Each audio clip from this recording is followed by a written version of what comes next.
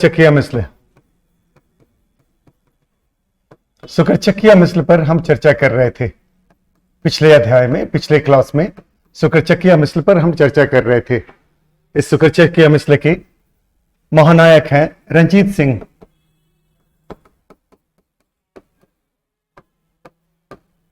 रंजीत सिंह ने शुक्रचकिया मिसल के महानायक हैं रंजीत सिंह। रंजीत सिंह ने अनेक क्षेत्रों को जीता, लाहौर को, अमृतसर को,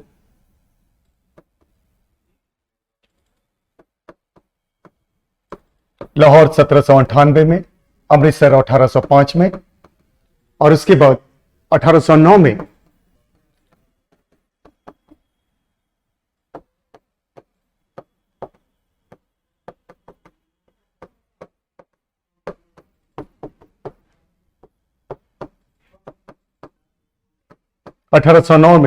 अमृतसर की संधि होती है ईस्ट इंडिया कंपनी और रंजीत सिंह में। और इस संधि की जो मुख्य शर्त है कि रंजीत सिंह सतलज के पूर्वी क्षेत्रों पर अब आक्रमण नहीं करेंगे और सतलज के उत्तरी और पश्चिमी क्षेत्रों पर, सतलज से उत्तर और उसके पश्चिम के क्षेत्र पर वो आक्रमण करके अपने साम्राज्य का विस्तार कर सकते हैं। इस तरह से 1818 में रंजीत सिंह ने मुल्तान,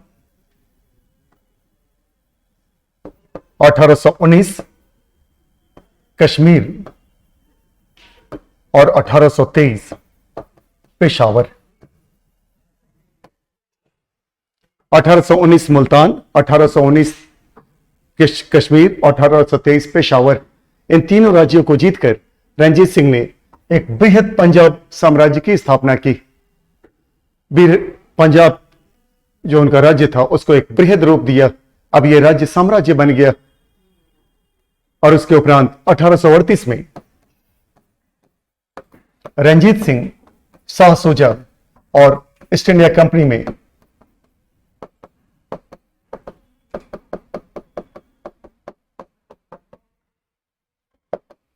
ट्रिपरेटाइट ट्रीटी होती है, त्रिपक्षीय संधि, ट्रिपरेटाइट ट्रीटी होती है। शाह सूजा जो है वो अफगानिस्तान का अपदस्थ शासक है और इस संधि की शर्तों के अनुरूप अब रंजीत सिंह उसे सैन्य समर्थन देते अफगानिस्तान के तख्त पर बैठने को, यानी कि रंजीत सिंह सैन्य समर्थन देकर उसे अफगानिस्तान के तख्त पर बैठाते और ईस्ट इंडिया कंपनी भी इस संधि में शरीक होती है। और यहीं पर रंजीत सिंह ने कोहिनूर हीरा जो नादिर शाह 1739 में भारत से ले गया था, रंजीत सिंह वापस कोहिनूर हीरा को इसी संधि के दरमियान भारत वापस लाते हैं। 1839 में रंजीत सिंह की मृत्यु हो जाती है। रंजीत सिंह डाइड और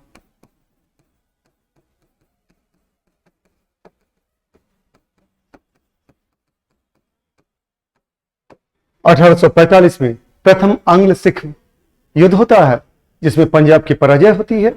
और 1848 में मूलराज ऑफ मुल्तान का एक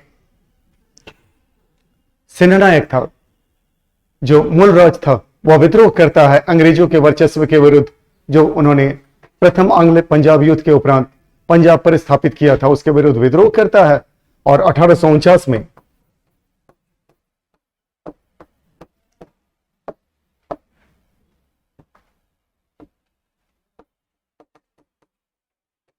एसी 1849 में द्वितीय आंग्ल पंजाब युद्ध होता है। पंजाब की पराजय होती है और पंजाब का अंग्रेजी साम्राज्य में विलय हो जाता है। और इस तरह से पंजाब का जो स्वतंत्र इतिहास था यहां पे समाप्त हो जाता है। अब हम चर्चा करेंगे ईस्ट इंडिया कंपनी पर। ईस्ट इंडिया कंपनी जो बैटल ऑफ प्लासी के बाद, प्लासी के युद्ध के उपरांत ईस्ट इंडिया कंपनी ने अपना बंगाल में सबसे पहले एक कठपुतली शासक मीर जाफर को स्थापित किया था। मीर जाफर बाद में अंग्रेजों से विश्वासघात करता है, उसके बाद मीर कासिम आता है, मीर कासिम भी विश्वासघात करता है और बक्सर का युद्ध होता है। और बक्सर के युद्ध के उपरांत जब मीर कासिम, शाह सुजा उदौला और शाह आलम पराजित होते हैं तो उन्हें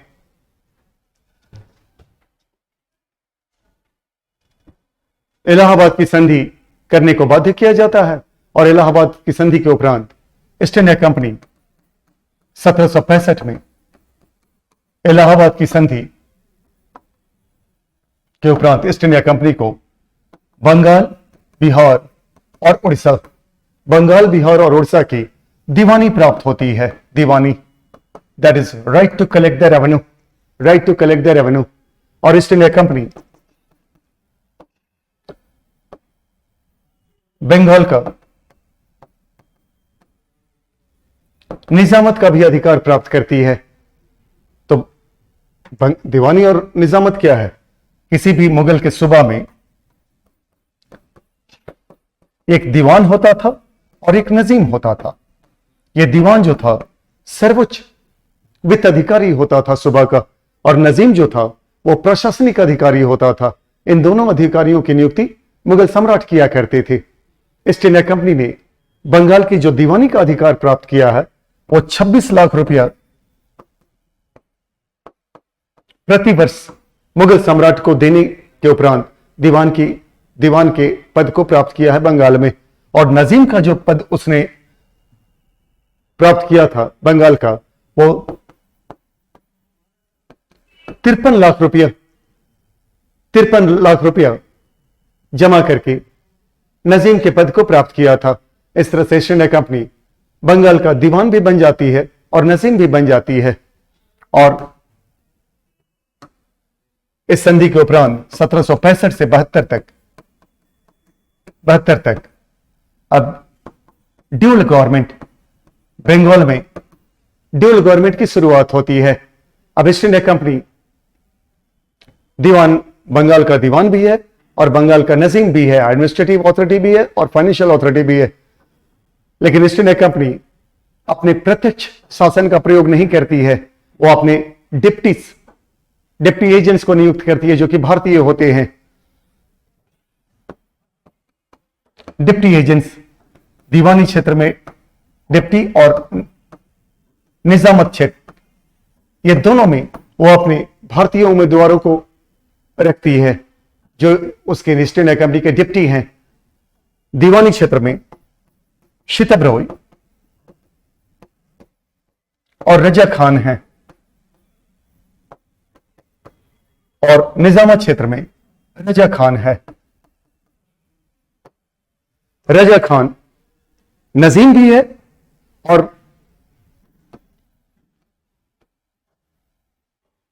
बंगाल और उड़ीसा क्षेत्र का वह डिप्टी दीवान भी है।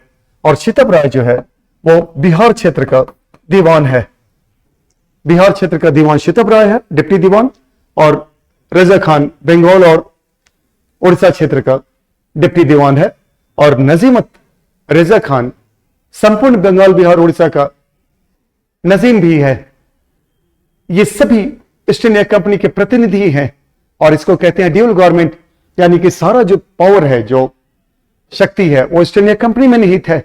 लेकिन ईस्ट इंडिया कंपनी प्रत्यक्ष रूप से शासन नहीं कर रही है बंगाल पर, वो अपने डिप्टी चुनती है अलग अलग विभागों के लिए।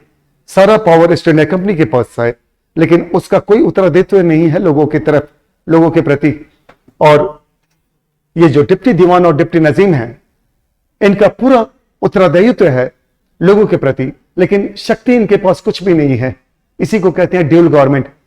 For east India company power without responsibility, and for the Indian agents responsibility without power.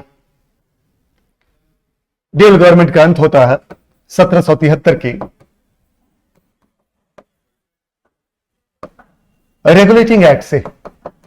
Regulating act में ईस्ट इंडिया कंपनी का जो शासन व्यवस्था थी भारत में, उसे स्पष्टता के साथ उसकी व्याख्या की जाती है। 1773 का रेगुलेटिंग एक्ट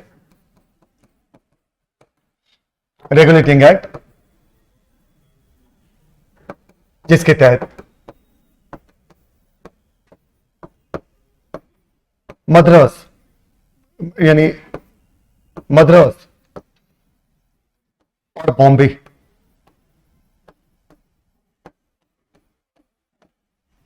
मद्रास और बॉम्बे प्रेसिडेंसी के लिए गवर्नर नियुक्त होते कोर्ट ऑफ डायरेक्टर्स द्वारा, और बंगाल प्रेसिडेंसी के लिए गवर्नर जनरल नियुक्त होता।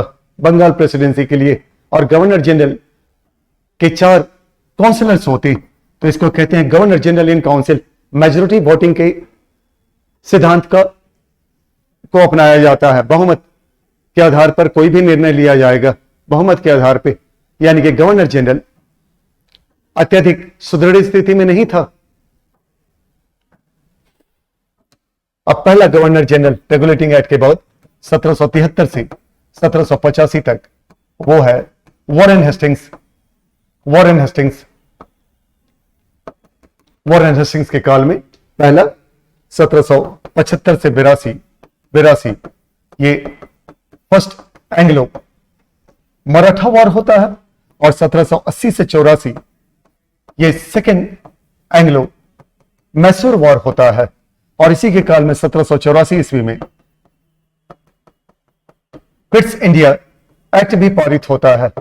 अब पिट्स इंडिया एक्ट जब पारित होता है, इसके तहत अब गवर्नर जनरल के काउंसिल में, जो बंगाल का गवर्नर जनरल है, उसके काउंसिल में सिर्फ 3 सदस्य रखे जाते हैं। जो चौथा सदस्य था उसे हटा दिया जाता है।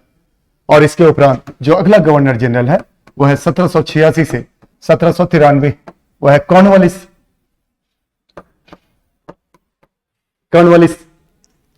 1786 से 1793 यह अगला गवर्नर जनरल है, कॉर्नवालिस। ईस्ट इंडिया कंपनी के साम्राज्य का वास्तविक संस्थापक माना जाता है। ईस्ट इंडिया कंपनी के साम्राज्य का यह वास्तविक संस्थापक माना जाता है कॉर्नवालिस ने police system, judicial system,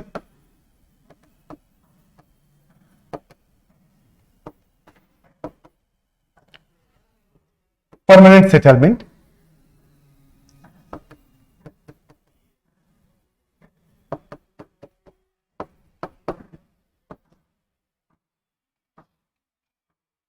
police system, judicial system, permanent settlement 1793, जिसको जमींदारी सेटलमेंट भी कहते हैं।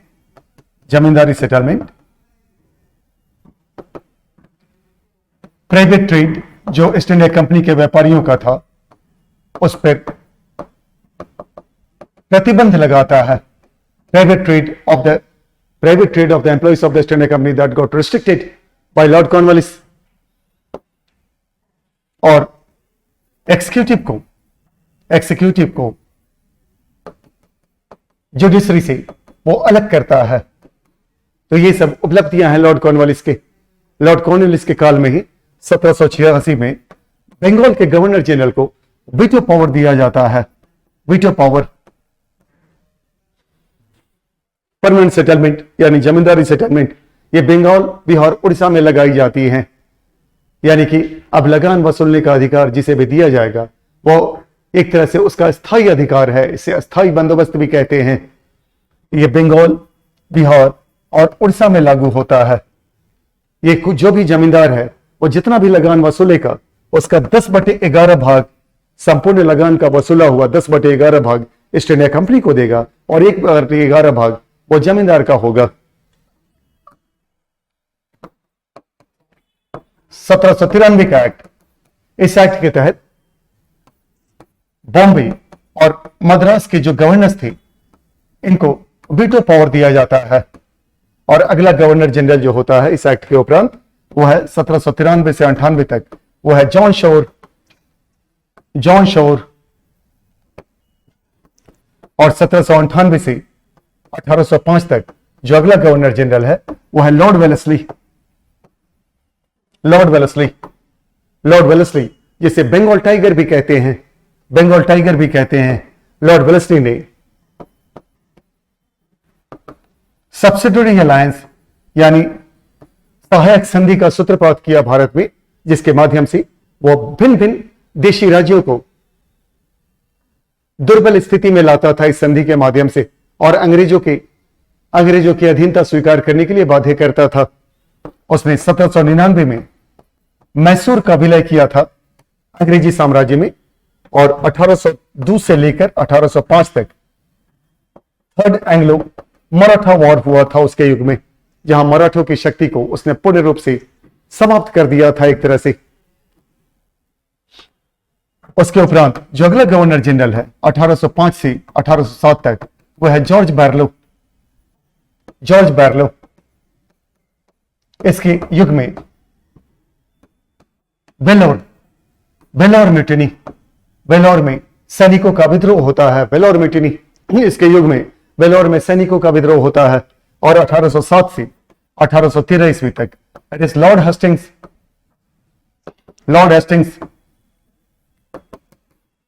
हेस्टिंग्स के युग में जो महत्वपूर्ण घटनाएं होती हैं वो है 1809 में ट्रीटी ऑफ अमृतसर, और दूसरा है ट्रीटी ऑफ अमृतसर, और दूसरा है 1813 का एक्ट, 1813 एक्ट के तहत ईस्ट इंडिया कंपनी का जो पूर्वी क्षेत्र में व्यापार करने का एक अधिकार था, उसे एक तरह से समाप्त कर दिया जाता है। उसमें यह प्रावधान रखा जाता है 1813 के एक्ट में कि ईस्ट इंडिया कंपनी का जो पूर्वी क्षेत्र में व्यापार करने का अधिकार है, उसमें सिर्फ चाय का व्यापार और चीन से व्यापार, इन क्षेत्रों पर उसका अधिकार रहेगा। That is trade in T and with China,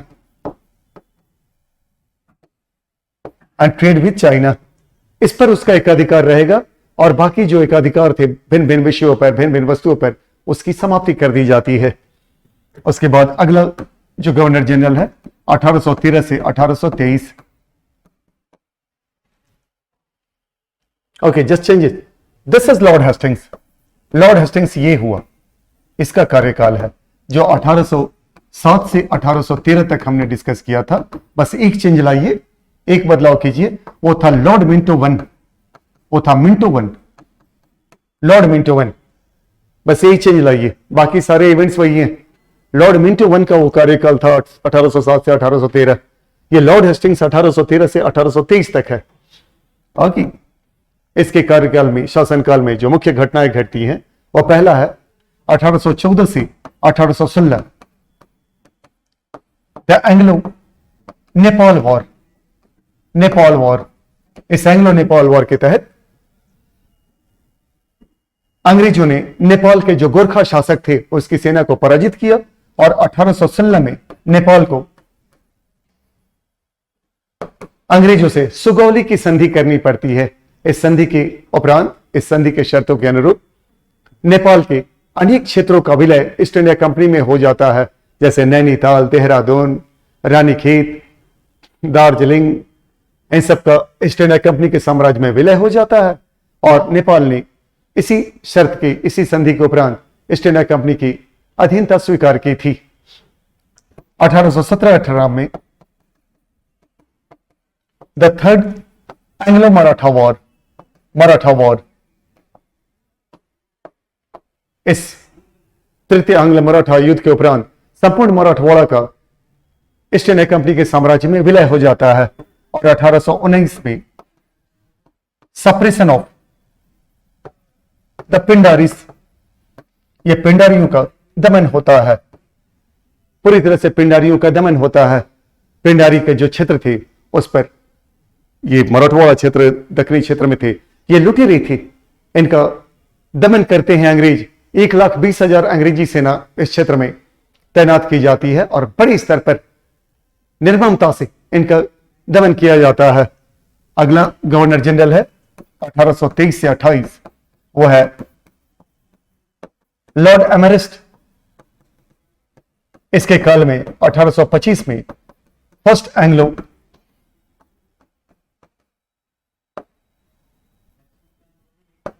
Burmese war होता है, प्रथम आंग्ल बर्मा युद्ध लॉर्ड एमरिस्ट के काल में, और 1828 से 35 तक यह काल है लॉर्ड विलियम बेंटिक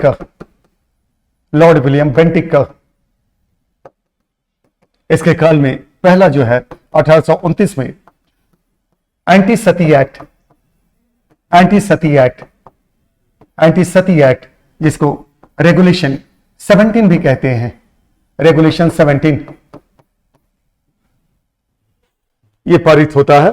और 1833 का एक्ट, 1833 का एक्ट, इसके शासनकाल में, इस 1833 के एक्ट के तहत अब गवर्नर जनरल जो बंगाल का है, governor general of Bengal now becomes the governor general of India. इस तरह से विलियम बेंटिक भारत का पहला गवर्नर जनरल बनता है। पहले वो गवर्नर जनरल ऑफ बंगाल था, लेकिन अब governor general of Bengal governor general of India बन जाता है। और गवर्नर जनरल की कार्यकारिणी में जो 3 सदस्य थे, अब एक चौथे सदस्य की नियुक्ति होती है। ये चौथा सदस्य जो है विधि सदस्य है, लॉ मेंबर। और ये पहला चौथा सदस्य जो है, पहला जो चौथा सदस्य जो लॉ मेंबर है, वो है लॉर्ड मैकूले।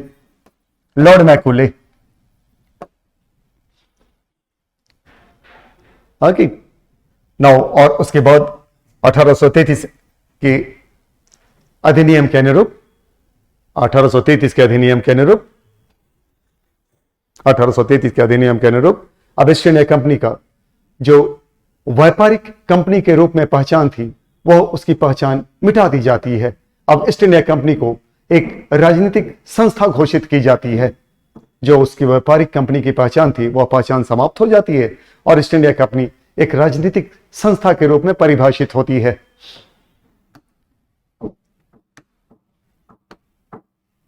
अब 1835 से 36, ये अगला जो है वो है Lord मेटाकल्फे।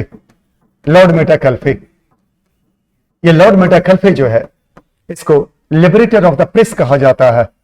Liberator of the press is said to be the liberator of the press, that is Lord Metcalfe.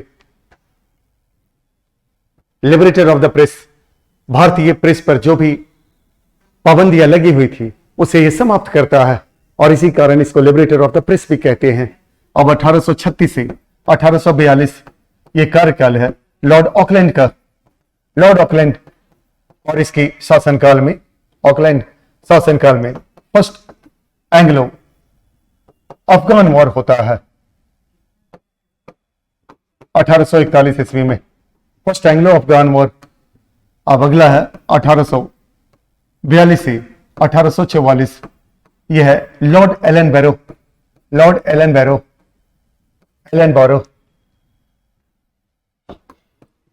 बैरो के काल में 1843 में सिंध क्षेत्र का ईस्ट इंडिया कंपनी के साम्राज्य में विलय कर दिया जाता है। और सिंध पर जो आक्रमण किया था, ईस्ट इंडिया कंपनी की जिस सेना ने आक्रमण किया था, उस सेना का नेतृत्व किया था चार्ल्स नेपियर ने।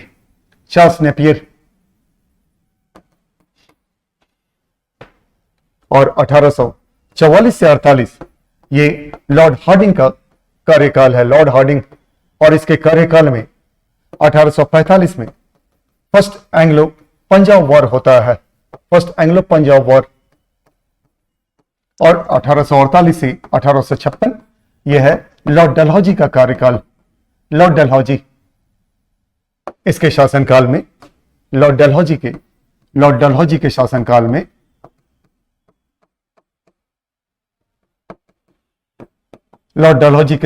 में जो महत्वपूर्ण घटनाएं घटी, पहला वो डॉक्ट्रिन ऑफ लैप्स अनेक राज्यों पर लगाता है, यानी कि जिस भी शासक के कोई वारिस ना हो उसे गोद लेने का अधिकार नहीं था। अगर कोई शासक जो कार्यरत है और बिना किसी वारिस के उसकी मृत्यु हो जाती है तो उसके साम्राज्य का विलय ईस्ट इंडिया कंपनी के साम्राज्य में कर दिया जाएगा। और यह सिद्धांत डॉक्ट्रिन ऑफ लैप्स सबसे पहले सातारा पर लगता है, बाद में अन्य राज्यों पर और फिर झांसी पर लगता है। 1848 में सातारा पर, 1853 में झांसी पर। दूसरा 1849 में पंजाब का विलय, 1849 में पंजाब का विलय होता है ईस्ट इंडिया कंपनी के साम्राज्य में। 1856 में अवध का विलय होता है और इसी के शासनकाल में 1853 में फर्स्ट रेलवे लाइन बिछाई जाती है बॉम्बे और थाने के बीच में, फर्स्ट रेलवे लाइन। और इसी के युग में पोस्टल सिस्टम टेलीग्राफ सिस्टम, ये सब भी लागू किए जाते हैं, पोस्टल सिस्टम, टेलीग्राफ सिस्टम। और द नेक्स्ट वन इज, इसी के काल में उर्स डिस्पैच, 1854 ईस्वी में उर्स डिस्पैच, यह शिक्षा के क्षेत्र में एक अनोखा पहल है अंग्रेजों का। उर्स डिस्पैच के तहत पहला, इसके अनेक प्रावधान है, मुख्य है कि प्राइमरी, सेकेंडरी और हायर, यह त्रिस्तरीय शिक्षण व्यवस्था लागू की गई भारत में। त्रिस्तरीय शिक्षण व्यवस्था, प्राइमरी, सेकेंडरी, हायर। प्राइमरी में जो रीजनल लैंग्वेजेस हैं, वर्नाकुलर यानी क्षेत्रीय भाषा में शिक्षा दी जाएगी। सेकेंडरी में वर्नाकुलर और इंग्लिश, ये दोनों भाषाओं में शिक्षा दी जाएगी। और हायर में ये इंग्लिश, अंग्रेजी भाषा में शिक्षा दी जाएगी। इसका एक अन्य दूसरा प्रावधान है कि लंदन यूनिवर्सिटी की तर्ज पर भारत में विश्वविद्यालय खोलने की पहल की गई। लंदन यूनिवर्सिटी की तर्ज पर, London, that means on the pattern of the London university, the universities were to be open in India also. और इसी प्रावधान के अनुसार 1857 में कलकत्ता, बॉम्बे और मद्रास, इन तीनों स्थानों पर विश्वविद्यालय खोले गए। अगला गवर्नर जनरल है 1856 से 62, यह है लॉर्ड कैनिंग। इसकी शासनकाल की मुख्य घटनाएं हैं। पहला है कि इसके काल में 1856 में window remarriage act 1856, window remarriage act पारित हुआ 1856 में। और दूसरा है, इसके काल में 1857 का विद्रोह हुआ, रिवॉल्ट। अब 1857 का विद्रोह, 1857 रिवॉल्ट, कारण पॉलिटिकल, इकोनॉमिक, रिलीजियस और मिलिट्री। पॉलिटिकल कारण यह है कि भारत के जितने भी राज्य थे, जितने भी छोटे छोटे रियासत थे, एक एक करके ईस्ट इंडिया कंपनी उनका अपने साम्राज्य में विलय कर रही थी। युद्ध के द्वारा, सब्सिडरी अलायंस के द्वारा, या फिर डॉक्ट्रिन ऑफ लैप्स के द्वारा। इकोनॉमिक, ईस्ट इंडिया कंपनी राज्यों को जीतने के बाद अनेक तरह की भू व्यवस्था स्थापित कर रही थी। इसके अंतर्गत परमानेंट सेटलमेंट,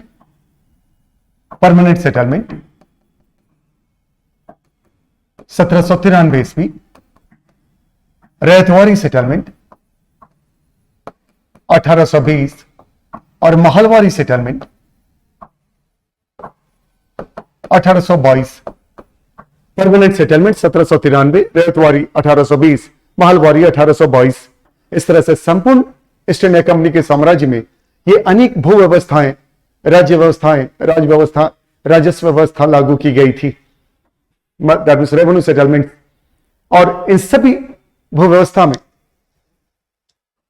जो कर की दर थी वो 45% से 55% तक थी, जिस कारण से कृषक जनता पूरी तरह से त्रस्त हो चुकी थी ईस्ट इंडिया कंपनी के राज्य शासन में। और दूसरा था कि ईस्ट इंडिया कंपनी के जो भी शासन कार्य थे, जो भी उसके नीतियां थी, जो भी योजनाएं थी, उसके अंतर्गत भारत में जो भी हस्तकरघा उद्योग था वो पूरी तरह से वो बंदी के कगार पर था। कितने बंद हो चुके थे, कितने बंद होने के कगार पे थे। इस कारण से कृषक समुदाय और श्रमिक समुदाय ये पूर्ण रूप से हताश हो चुके थे ईस्ट इंडिया कंपनी के साम्राज्य में। और यही कारण है कि विरोधी भावनाएं प्रबल हो चुकी थी इन सभी वर्गों में। तीसरा, रिलीजियस, ईस्ट इंडिया कंपनी अनेक संदर्भों में भारतीय परिवेश में, भारतीय समाज और उसके जो धर्म थे, धार्मिक मान्यताएं थी, उसमें हस्तक्षेप कर रही थी। उदाहरण के लिए 1829 का एंटी सती एक्ट, 1856 का विडो रीमैरिज एक्ट। भारतीय अनुमान लगा रहे थे कि इस तरह से ईस्ट इंडिया कंपनी हमारे धार्मिक और सामाजिक मामलों में हस्तक्षेप कर रही है निश्चित स्तर पर उसका यह प्रयास रहेगा, प्रयोजन रहेगा कि भारत का तीव्र गति से ईसाईकरण करे। उसके अतिरिक्त ईस्ट इंडिया कंपनी मस्जिद की जमीन पर, मस्जिद की भूमि पर और मंदिर की भूमि पर सामान्य स्तर पर कर लगा रही थी, जबकि चर्च के अधीन जो भूमि थी उस पर कोई कर नहीं लगाया जाता था। और उसके अतिरिक्त ईस्ट इंडिया कंपनी अनेक ईसाई पादरियों को जेल में, अस्पताल में या सैन्य शिविरों में नियुक्त करती थी, ताकि कैदी, सैनिक और रोगी जो भारतीय हों उनके समक्ष एक प्रस्ताव रखा जाए, अगर तुम सैन्य क्षेत्र में पदोन्नति चाहते हो तो ईसाई धर्म को अपनाओ। अगर कोई रोगी हो उसे कहा जाए कि अगर तुम मुफ्त का इलाज चाहते हो तो ईसाई धर्म अपनाओ। या फिर जेल में अगर कोई कैदी मुक्त होना चाहता है तो उसके समक्ष यह प्रस्ताव रखा जाता था कि मुक्ति तुम्हें मिल जाएगी और शर्त यह रहेगी कि तुम्हें ईसाई धर्म अपनाना हो। इस तरह से अनेक समस्याएं थी, अनेक प्रकार की इस तरह की जो पहल कर रही थी ईस्ट इंडिया कंपनी। ये भारतीयों के धर्म, उनकी मानसिकता, उनकी अवधारणाओं पर एक तरह से कुठारघात था। और मिलिट्री, अंग्रेजी सेना का जो सेना की संख्या थी वो थी 3,11,000, जिसमें 2,65,000 भारतीय हुआ करते थे। 2,65,000 इसमें भारतीय हुआ करते थे और इन भारतीयों को 20 रुपए से ज्यादा तनख्वाह नहीं मिलती थी। 20 रुपए से ज्यादा तनख्वाह नहीं मिलती थी। इन्हें हर जगह, हर अवसर पर इनके साथ जातीय भेदभाव बरता जाता था। इन्हें हर जगह जलील किया जाता था और इन्हें अधिकतम जो इनका पद होता था वो था सूबेदार का। इससे ऊपर ये नहीं जा सकते थे। और यही कारण है कि सैनिकों ने बढ़ चढ़कर इस विद्रोह में भाग लिया था और अंततः 1857 में एक विशेष प्रकार का राइफल जिसे ईस्ट इंडिया कंपनी की सेना में लाया गया वो था एनफील्ड राइफल। एनफील्ड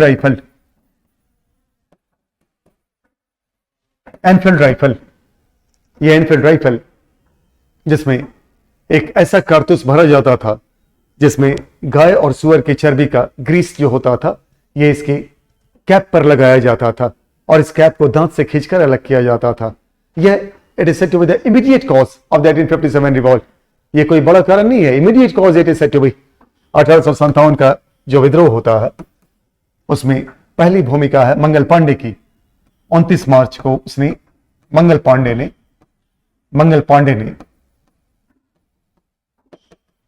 बैरकपुर छावनी में, बैरकपुर कैंट जो बंगाल में था, अपने अंग्रेज अधिकारियों का उसने हत्या कर दी थी और मंगल पांडे को 8 अप्रैल को फांसी पड़ गई थी। और उसके बाद 10 मई को मेरठ सैन्य शिविर में, मेरठ कैंट में भारतीय सिपाहियों ने विद्रोह किया और 10 मई को विद्रोह करने के उपरांत वो 11 मई को वो दिल्ली क्षेत्र में पहुंचे और वहां बहादुर शाह जफर को विद्रोही नेता घोषित किया। और जैसे ही बहादुर शाह जफर विद्रोही नेता घोषित होते हैं, अब भारत के भिन्न भिन्न क्षेत्रों में अनेक विद्रोही नेता विद्रोह पर उतर आते हैं। उदाहरण के लिए झांसी में रानी लक्ष्मीबाई, कानपुर नाना साहब,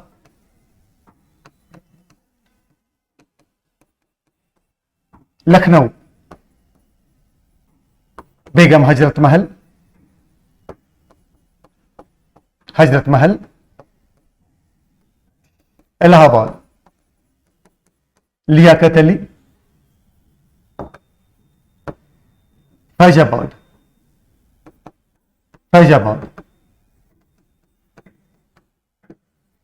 इट इज अहमदुल्ला और बिहार इट इज बाबू कुंवर सिंह। ये बड़े नेता हैं। बाबू कुंवर सिंह कानपुर में नाना साहब का सहयोगी है, तांतिया टोपे। ये सभी नेता अलग अलग क्षेत्र में विद्रोह करते हैं लेकिन अंग्रेजों के पास शक्ति थी, उनकी जो सेना थी प्रशिक्षित थी, और भारतीय जो विद्रोही नेता थे उनकी सेना प्रशिक्षित नहीं थी, इनके पास हथियार भी नहीं थे, और अंततः इस विद्रोह का दमन कर दिया जाता है।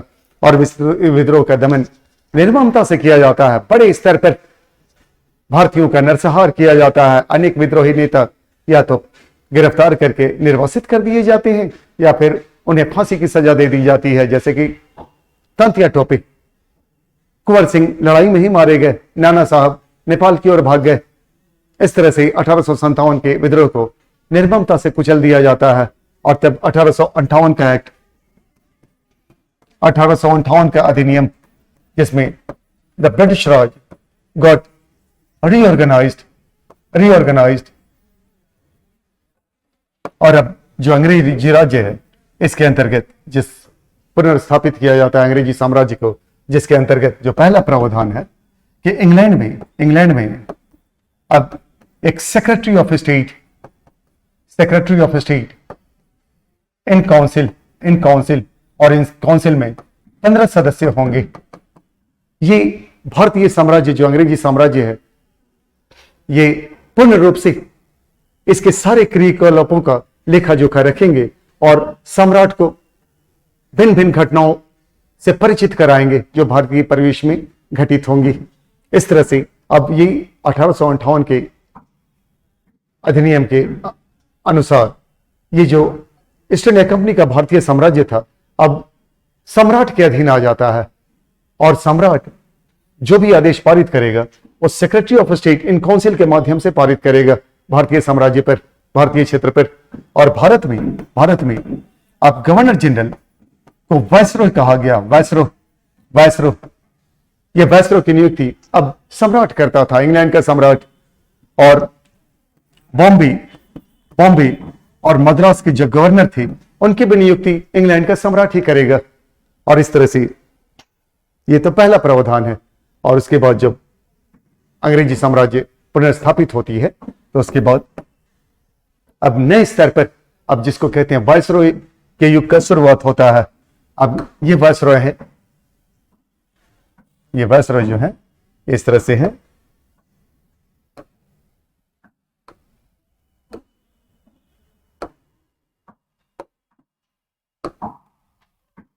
अब जो वायसरॉय है ये 1856 से 1862, ये कैनिंग है। इसके समय में 1857 का विद्रोह हुआ, 1858 का अधिनियम भी पारित हुआ।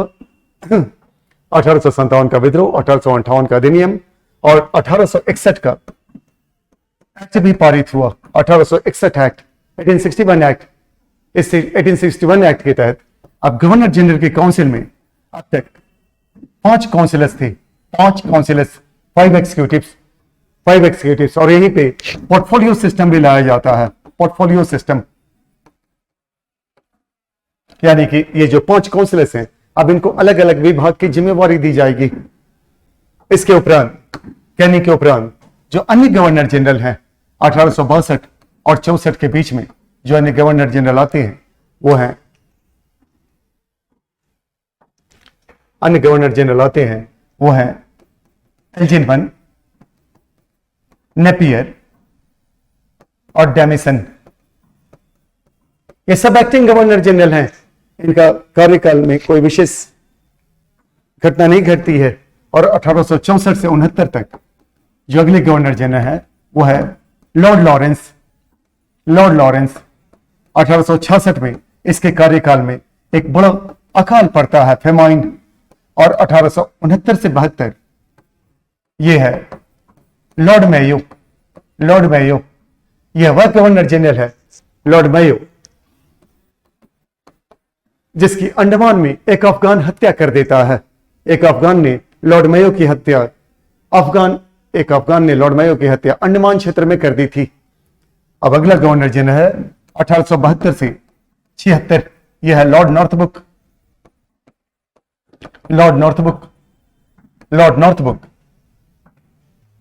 इसने सैयद अहमद खान को 10,000 रुपए प्रोत्साहन राशि दिया था।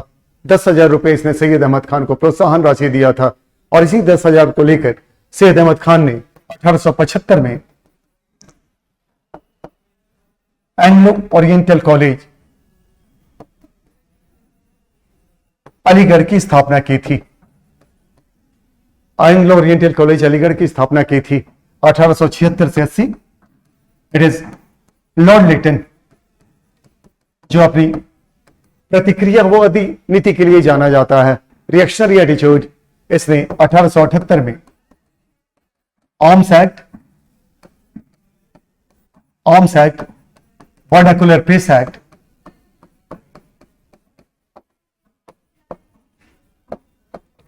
Arms act, vernacular press act, arms act यानी हथियार रखने का कानून, वर्नाकुलर प्रेस एक्ट यानी जो भारतीय भाषाओं में जो भी अखबार प्रकाशित किए जाते थे उन पर अनेकों प्रतिबंध लगाया। दूसरा, इसके काल में 1869 में 79 में सेकेंड एंग्लो अफगान वॉर हुआ और इसके कार्यकाल में ही 1877 में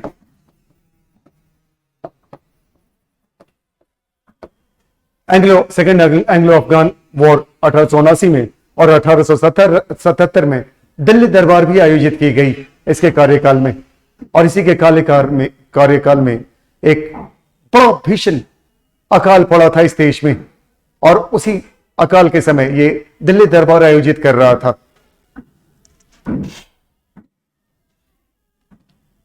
अगला है 1880 से 84, यह है लॉर्ड रिपन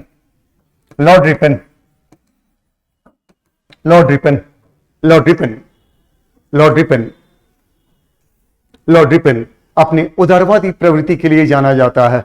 इसके कार्यकाल में 1821 में फर्स्ट सेंसस जनगणना आयोजित की जाती है और 1881 में ही फर्स्ट फैक्ट्री एक्ट पारित होता है। फर्स्ट फैक्ट्री एक्ट 1882 में यह हंटर कमीशन की नियुक्ति करता है। यह नहीं नियुक्ति करता, हंटर कमीशन की नियुक्ति हुई है प्राथमिक शिक्षा के ऊपर सुझाव देने हेतु। 1882 में ही वह लोकल सेल्फ गवर्नमेंट की भी शुरुआत करता है, यानी कि स्थानीय सरकार, municipality, local board, district board, इन सब में भारतीय के प्रतिनिधित्व होने चाहिए, इस पर बहुत बल देता है। 1883 में एल्बर्ट कमिटी का गठन करता है ताकि न्याय क्षेत्र में इन द जुडिशियल सेक्टर जो भी जातीय भेदभाव हैं उसे दूर करने के लिए वो सुझाव दे। और अंततः जब एल्बर्ट सुझाव देता है न्याय क्षेत्र में जातीय भेदभाव को दूर करने को, तो उस पर एक विवाद उत्पन्न होता है जिसे एल्बर्ट बेल कंट्रोवर्सी कहते हैं। और जब इस विवाद में लॉर्ड रिपन की पराजय हो जाती है, पराजय यानी कि जो रिपन का प्रयोजन था कि जातीय भेदभाव को दूर करे, उसके विरुद्ध इंग्लैंड से एक कानून पारित होता है और इसे कहते हैं, इसी के परिणाम स्वरूप 1884 में रिपन अपना इस्तीफा देकर वापस इंग्लैंड चला जाता है। और 1884 से 88 यह है लॉर्ड डफरिन का काल। 1884 से 88। इसमें 1885 में इंडियन नेशनल कांग्रेस की स्थापना होती है। और 1888 से 94 ये लैंसडॉन का काल है। इसके काल में 1892 में एक्ट पारित होता है। और इस एक्ट के अंतर्गत सेंट्रल लेजिस्लेटिव असेंबली में सदस्यों की संख्या बढ़ाई जाती है और इसी एक्ट के अंतर्गत इलेक्शन सिस्टम भी जारी किया जाता है। चुनाव पद्धति, अप्रत्यक्ष चुनाव, लेकिन चुनाव पद्धति जारी की जाती है। और इसके उपरांत जो अगला गवर्नर जनरल है 1894 से 99 वह है लॉर्ड एल्जिन ट्यूब, और उसके बाद 1899 से 1905 है वो है Lord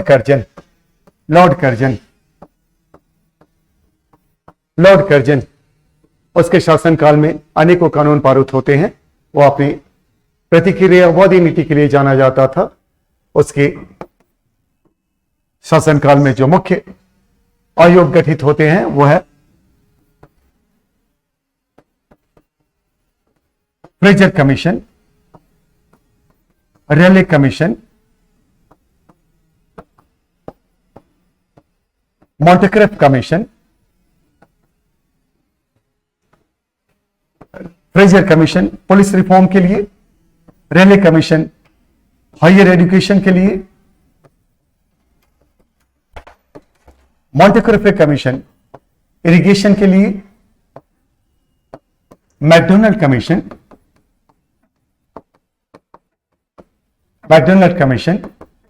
Robertson commission, MacDonnell commission famine के लिए, रॉबर्टसन कमीशन रेलवे के लिए, और 1903 में पार्टीशन ऑफ बंगाल यानी बंगाल विभाजन की घोषणा की जाती है। अब अगला है कांग्रेस। 1885 से 1905 यह कांग्रेस का दौर जो है, इंडियन नेशनल कांग्रेस का, इस दौर में कांग्रेस का जो कार्य प्रणाली है, जो कार्य विधा है, उसे मॉडरेट फेज कहते हैं। Moderate phase. कांग्रेस के जो नेता थे वो अनुनय विनय पद्धति को अपनाते थे। प्रेयर, पिटीशन एंड प्ली, ये 3P principle, prayer, petition and plea, अनुनय विनय पद्धति को अपनाते हैं। ये अंग्रेजों के समक्ष लगातार निवेदन रखते हैं कि हमें ये चाहिए, हमें राजनीतिक क्षेत्र में हमारा प्रतिनिधित्व बढ़ना चाहिए, जो लगान है उसमें कटौती की जाए, जो ब्रिटिश शासक भिन्न भिन्न मदों पर खर्च कर रहे हैं उस खर्च में कटौती की जाए, इस तरह के वो आवेदन रखते थे। उसी को प्रेयर, पिटीशन, प्ली, ये मॉडरेट फेज था। लेकिन इसको विरोध में कांग्रेस के कुछ ऐसे भी नेता थे। ये कांग्रेस का जो शुरुआती सम्मेलन है, ये पहला है, फर्स्ट जो सम्मेलन है वो है बॉम्बे में। सेकंड जो है ये है कलकत्ता में।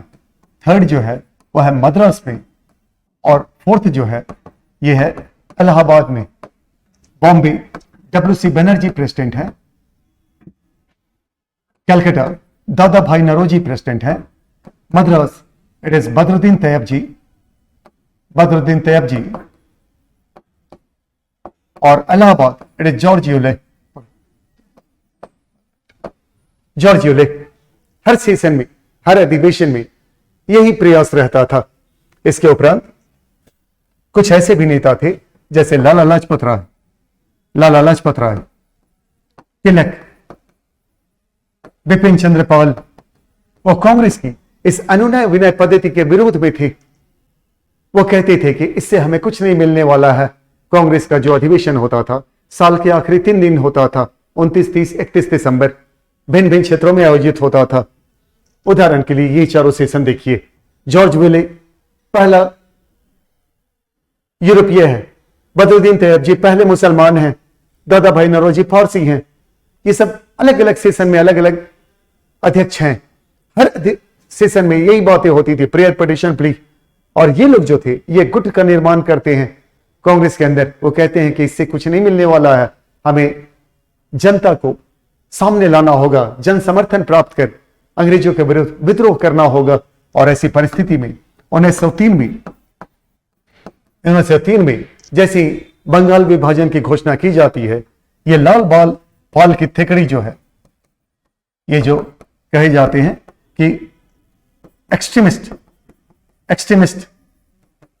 गर्मपंथी एक्सट्रीमिस्ट, ये पार्टीशन ऑफ बंगाल के विरोध में, पार्टीशन ऑफ बंगाल के विरोध में, बंगाल के विरोध में, अगेंस्ट इट ये 1903 में स्वदेशी मूवमेंट, स्वदेशी आंदोलन आयोजित करते हैं। यह स्वदेशी आंदोलन 1903 से 1908 तक चलता है, 1903 से 1908 तक चलता है स्वदेशी आंदोलन।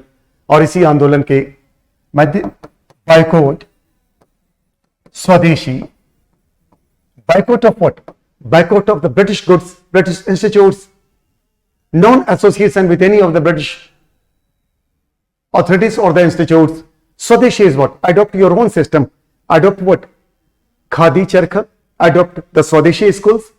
Adopt the Swadeshi articles. Okay. ये आंदोलन जारी रहता है और इसी युग में ये कांग्रेस के अंदर ये मॉडरेट और एक्सट्रीमिस्ट में मतभेद भी शुरू हो जाता है। मॉडरेट कहते हैं कि स्वदेशी आंदोलन पूर्ण रूप से बंगाल तक ही सीमित होनी चाहिए, बंगाल से बाहर इसका कोई अर्थ नहीं है। लेकिन एक्सट्रीमिस्ट कहते हैं कि बंगाल भारत का एक भाग है। बंगाल भारत नहीं है बल्कि भारत का एक भाग है। अगर बंगाल में हम स्वदेशी आंदोलन जारी करते हैं, लागू करते हैं, चलाते हैं, तो निश्चित स्तर पर इसका प्रभाव संपूर्ण भारत पर होना चाहिए, यानी संपूर्ण भारत में यह लागू होना चाहिए। संपूर्ण भारत में ही हम स्वदेशी आंदोलन चलाएंगे। इसको लेकर अब मतभेद शुरू हो जाता है और 1906 में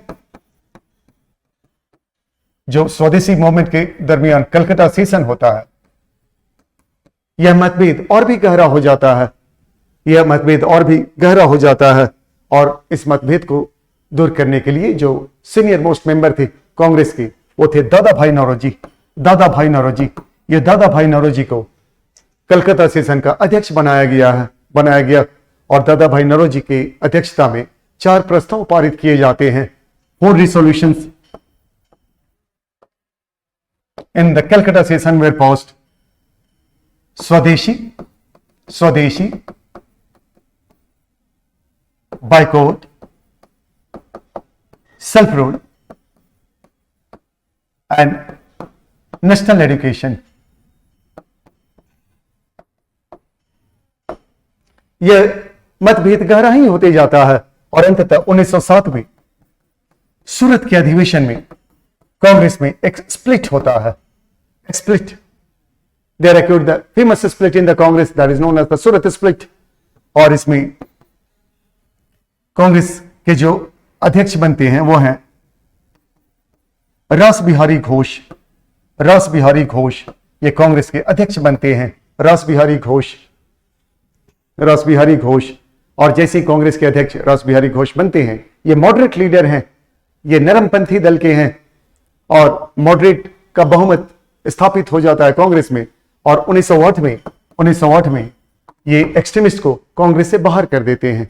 अब एक्सट्रीमिस्ट जो हैं, जो गर्मपंथी हैं, उनका अब कोई राजनीतिक पहचान नहीं है और इस तरह से स्वदेशी मूवमेंट की समाप्ति हो जाती है। और जितने भी गर्मपंथी नेता थे उन सबको गिरफ्तार कर लिया जाता है। और उसके उपरांत अब अगली घटना घटती है कि 1906 में ऑल इंडिया मुस्लिम लीग की स्थापना होती है। ऑल इंडिया मुस्लिम लीग की स्थापना होती है 1906 में। ऑल इंडिया मुस्लिम लीग की स्थापना होती है, जिसके संस्थापक सदस्य हैं नवाब सलीमुल्लाह। और 1908 की अमृतसर सेशन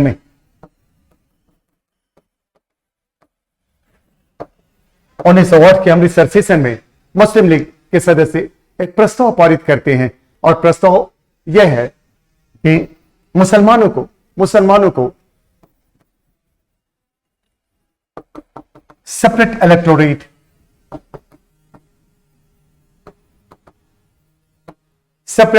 प्रोविजन प्रदान किए जाए, ताकि मुसलमान कोई ऐसा कॉन्स्टिट्यूंसी रहे जहां सिर्फ मुस्लिम उम्मीदवार हों और मुस्लिम मतदाता हों। उसी को सेपरेट इलेक्टोरल प्रोविजन कहते हैं। यह प्रस्ताव पारित होता है मुस्लिम लीग के अमृतसर सेशन में 1908 में। अब अगला है 1909 का मॉर्लेमेंटो एक्ट।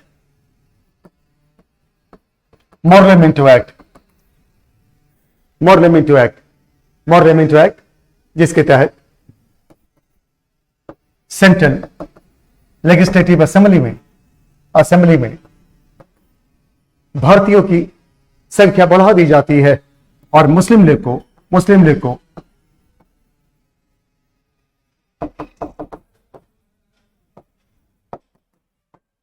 सेपरेट इलेक्टोरल प्रोविजन के रूप में विशेष अधिकार दिया जाता है मुस्लिम लीग को। अब अगली घटना है वो 1914 और 1918 के बीच मध्य एक फर्स्ट वर्ल्ड वॉर प्रथम विश्व युद्ध की घटना है 1914 और 18 के मध्य। और इस युद्ध में कांग्रेस और मुस्लिम लीग एकजुट हो जाते हैं। ये दोनों चाह रहे हैं कि एकजुट होकर हम अंग्रेजों पर एक दबाव डालेंगे और अपनी मांगे अंग्रेजों के समक्ष रखेंगे। और जब हम अंग्रेजों के समक्ष अपनी मांगे रखेंगे इस परिस्थिति में, जब विश्व युद्ध की परिस्थिति है, क्योंकि अंग्रेजों को भारतीयों का समर्थन चाहिए था। अंग्रेज अपनी सेना में भारतीयों की नियुक्ति करने के लिए प्रयास कर रहे थे और 1,17,000 भारतीयों की नियुक्ति हुई थी प्रथम विश्व युद्ध में। तो ऐसी परिस्थिति में कांग्रेस और मुस्लिम लीग के नेता एकजुट हो जाते हैं और अब ये संयुक्त रूप से अपनी मांग रखेंगे अंग्रेजों के समक्ष। और ऐसी परिस्थिति में 1916 का जब यह परिस्थिति उत्पन्न हुई 1916 में तिलक अप्रैल के महीना में, अप्रैल 1916 में होम रूल लीग मूवमेंट जारी चलाते हैं और सितंबर 1916 में Annie Besant home rule league movement जारी करती हैं। तिलक का जो मुख्यालय है होम रूल लीग मूवमेंट का वो है बेलगांव और एनी बेसेंट का जो मुख्यालय है वो है अदियार जो कि मद्रास में है और बेलगांव जो है ये कर्नाटक में है। और 1916 में ही लखनऊ सेशन आयोजित किया जाता है।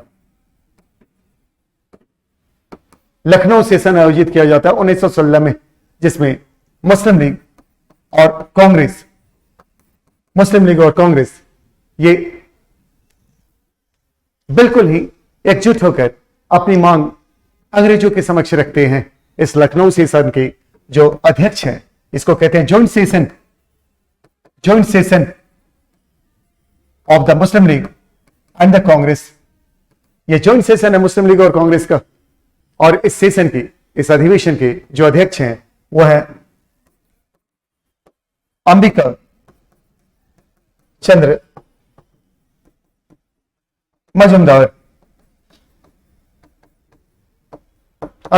मजूमदार। और जो दोनों ने एकजुट होकर डिमांड रखा है, जो मांगे रखी हैं अंग्रेजों के समक्ष, अंग्रेजी सरकार के समक्ष, उन मांगों के अनुरूप 1917 का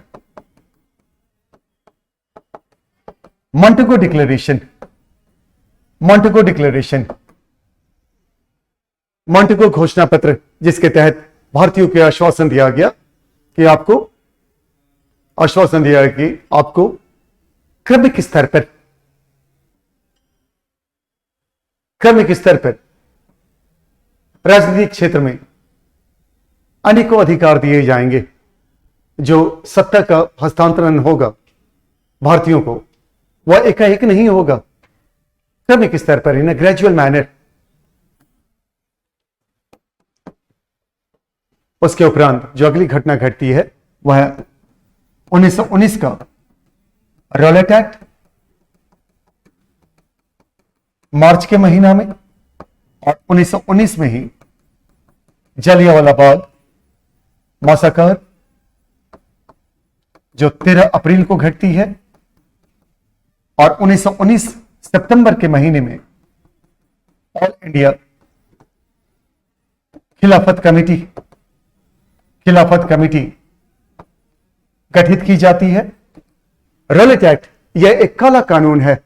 इस एक्ट के तहत किसी भी भारतीय को गिरफ्तार करके जेल में डाल दिया जाता और न ही उसे वकील, अपील या फिर किसी तरह का आवेदन करने का अवसर दिया जाता। जलियांवाला बाग मैसेकर, जिसमें करीब 1300-1400 व्यक्ति मारे गए थे, जलियांवाला बाग एक अमृतसर में है, उस स्थान पर। और 1919 सितंबर ऑल इंडिया खिलाफत कमेटी, इस कमेटी के अंतर्गत इस कमेटी का, ऑल इंडिया खिलाफत कमेटी का जो गठन हुआ था, उसका मूल कारण यह था कि 1918 में प्रथम विश्व युद्ध की समाप्ति हुई और 1919 में पेरिस पीस कॉन्फ्रेंस जो शांति वार्ता के लिए बुलाई गई थी, उस पेरिस पीस कॉन्फ्रेंस में जो पराजित शक्तियां थी उनसे अनेक शर्तों पर संधि की गई और जो पराजित शक्तियां थी उनसे इस तरह से संधि की गई कि उनके साम्राज्य को और उनकी शक्ति को पूरी तरह से ध्वस्त कर दिया गया। उसमें एक पराजित शक्ति था तुर्की और तुर्की से भी एक संधि की गई, सिवर्स की संधि। सिवर्स की संधि तुर्की से की गई थी, जिसमें खलीफ का जो ऑटोमन साम्राज्य था यानी तुर्की साम्राज्य था, उसके अवशेषों पर 22 स्वतंत्र राज्य अस्तित्व में आए। इस तरह से खलीफ जो था पूरे इस्लामी जगत का राजनीतिक और धार्मिक अध्यक्ष माना जाता था। परंतु खलीफ को जो इस तरह से एक तरह से उसका अपमान किया गया, यह भारतीय मुसलमानों के लिए असहनीय था। और अंग्रेज जो के विजय थे प्रथम विश्व युद्ध में, अंग्रेजों से उन्होंने अपेक्षा की थी कि वे खलीफ का साथ देंगे, लेकिन खलीफ का साथ अंग्रेजों ने नहीं दिया और इसी के विरोध में मुसलमानों ने ऑल इंडिया खिलाफत कमेटी का गठन किया भारत में। और अगला जो है 1920 का, अगला जो है 1919 का, ये मॉन्टेगो Chelmsford act, मॉन्टेगो Chelmsford act. मॉन्टेगो secretary of state है और चेम्सफोर्ड गवर्नर जनरल है। यह मॉन्टेगो चेम्सफोर्ड एक्ट के अंतर्गत सेंटर में बाइकैमरल लेजिस्लेचर यानी कि एक लेजिस्लेटिव असेंबली होगी और एक काउंसिल ऑफ स्टेट होगा।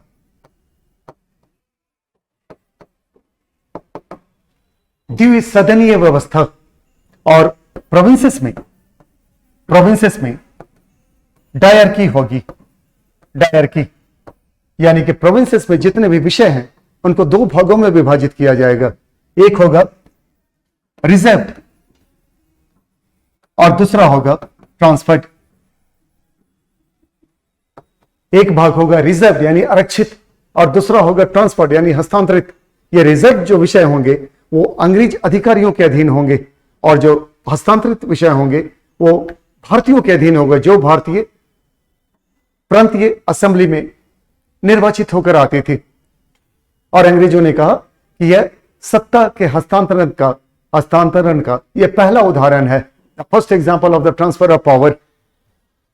भारतीय पूरी तरह से प्रसन्न नहीं थी इस व्यवस्था से, क्योंकि उन्होंने अपेक्षा की थी कि सत्ता का हस्तांतरण बड़े स्तर पर होगा।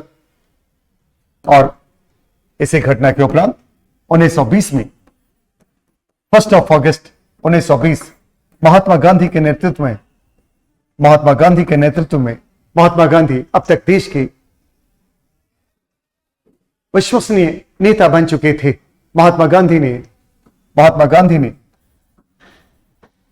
1917 में चंपारण विद्रोह, चंपारण सत्याग्रह, 1918 में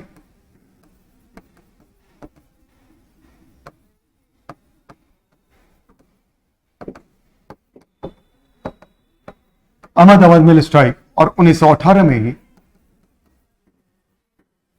खेदा सत्याग्रह। चंपारण सत्याग्रह, अहमदाबाद मिल स्ट्राइक और खेदा सत्याग्रह, खेदा दैट इज इन गुजरात। इन तीनों आंदोलनों के उपरांत महात्मा गांधी एक विश्वसनीय नेता बन चुके थे इस देश के। श्रमिक वर्ग, कृषक वर्ग और सामान्य वर्ग, सबका भरोसा था महात्मा गांधी पर, और उन्हीं के नेतृत्व में 1 अगस्त 1920 को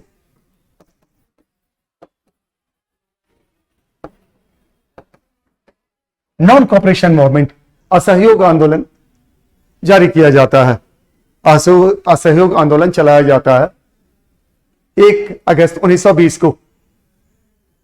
इस असहयोग आंदोलन में स्वदेशी, बायकॉट, इन 2 विषयों पर विशेष बल दिया जाता है। स्वदेशी और बायकॉट। स्वदेशी का अर्थ क्या होता है? खादी चरखा प्रोग्राम, प्राइमरी स्कूल्स, और कि अपने स्तर पर पंचायत खोलें अपने क्षेत्र में। और बायकॉट का मतलब है अंग्रेजों की वस्तुओं का, अंग्रेजों की संस्थाओं का, अंग्रेजों के कोर्ट का, इन सब का बहिष्कार किया जाए। और इस नॉन कॉपरेशन मूवमेंट में हिंदू, मुसलमान, किसान, मजदूर सब एकजुट हैं, क्योंकि जैसा कि हमने 1919 में 4 अवस्थाएं देखी, 1919 की रोल अटैक, जलियांवाला बाग मसकर, खिलाफत मूवमेंट और 1919 का एक्ट, इन चारों घटनाओं के उपरांत संपूर्ण देश एकजुट हो चुका था और अंग्रेजों के प्रति विरोध की भावना उनमें पनप रही थी। और इस कारण ऐसी परिस्थिति में महात्मा गांधी ने जब इस आंदोलन का नेतृत्व लिया, तो ऐसी परिस्थिति में संपूर्ण भारत महात्मा गांधी के आदर्शों पर चलने को तैयार हो चला। परंतु इस नॉन कॉपरेशन मूवमेंट में एक समस्या उत्पन्न हुई, और वह था कि 5 फरवरी 1922 को चौरी चौरा उत्तर प्रदेश के गोरखपुर क्षेत्र का एक स्थान है। यहां पे कुछ हिंसक वारदात हुआ, अनेक सिपाहियों को प्रदर्शनकारियों ने जिंदा जला दिया था। और ऐसी परिस्थिति में महात्मा गांधी को ऐसा लगा कि अब अंग्रेज आक्रामक नीति अपनाएंगे, इस आंदोलन को का दमन करने हेतु वो आक्रामक नीति अपनाएंगे। और इस कारण से 12 फरवरी 1922 को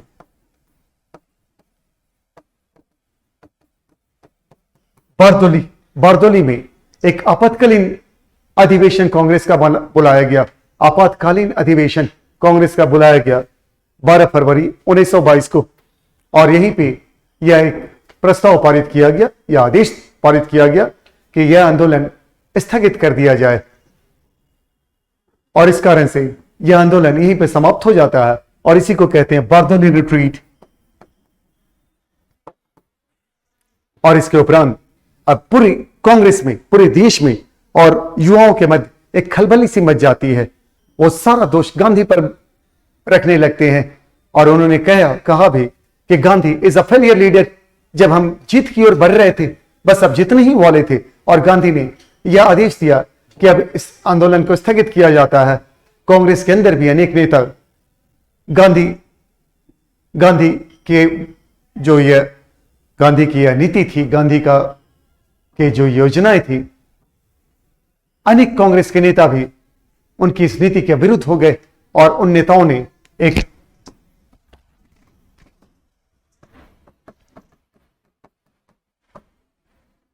1922 में उन नेताओं ने, जो गांधी विरोधी हैं, गांधी की विचारधाराओं के विरोध में हैं, उन नेताओं ने 1922 में स्वराज्यिस्ट पार्टी का गठन किया, स्वराज्यिस्ट पार्टी।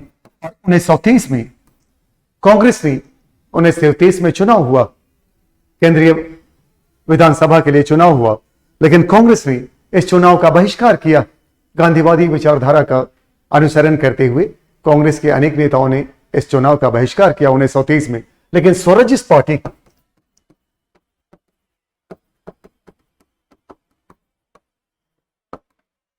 पार्टी के नेताओं ने इस चुनाव में भाग लिया, और स्वराज्यिस्ट पार्टी के नेता करीब 101 में से 101 सीट जो थी भारतीयों के लिए, उसमें 40 सीट पर स्वराज्यिस्ट पार्टी के नेताओं ने विजय प्राप्त की, और उसके बाद वह केंद्रीय विधानसभा में वो प्रवेश करते हैं।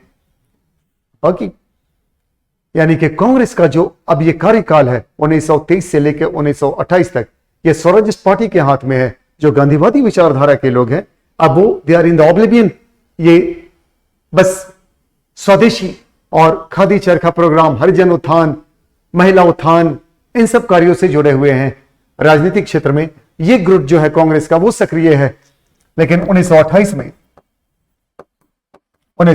में साइमन कमीशन जब भारत आता है, साइमन कमीशन एक 7 मेंबर कमिटी होता है, 7 मेंबर कमिटी। ये साइमन कमीशन जैसे भारत आता है, 7 मेंबर कमिटी, सभी पार्टी इसका बहिष्कार करती हैं, यह कह के कि साइमन कमीशन जिस प्रयोजन से भारत आया है वह उसका मूल प्रयोजन है कि 1919 की जो प्रावधान थी, 1919 के अधिनियम के जो प्रावधान थे उसकी वो किस तरह से कार्यरत है और भारतीयों को भविष्य में कौन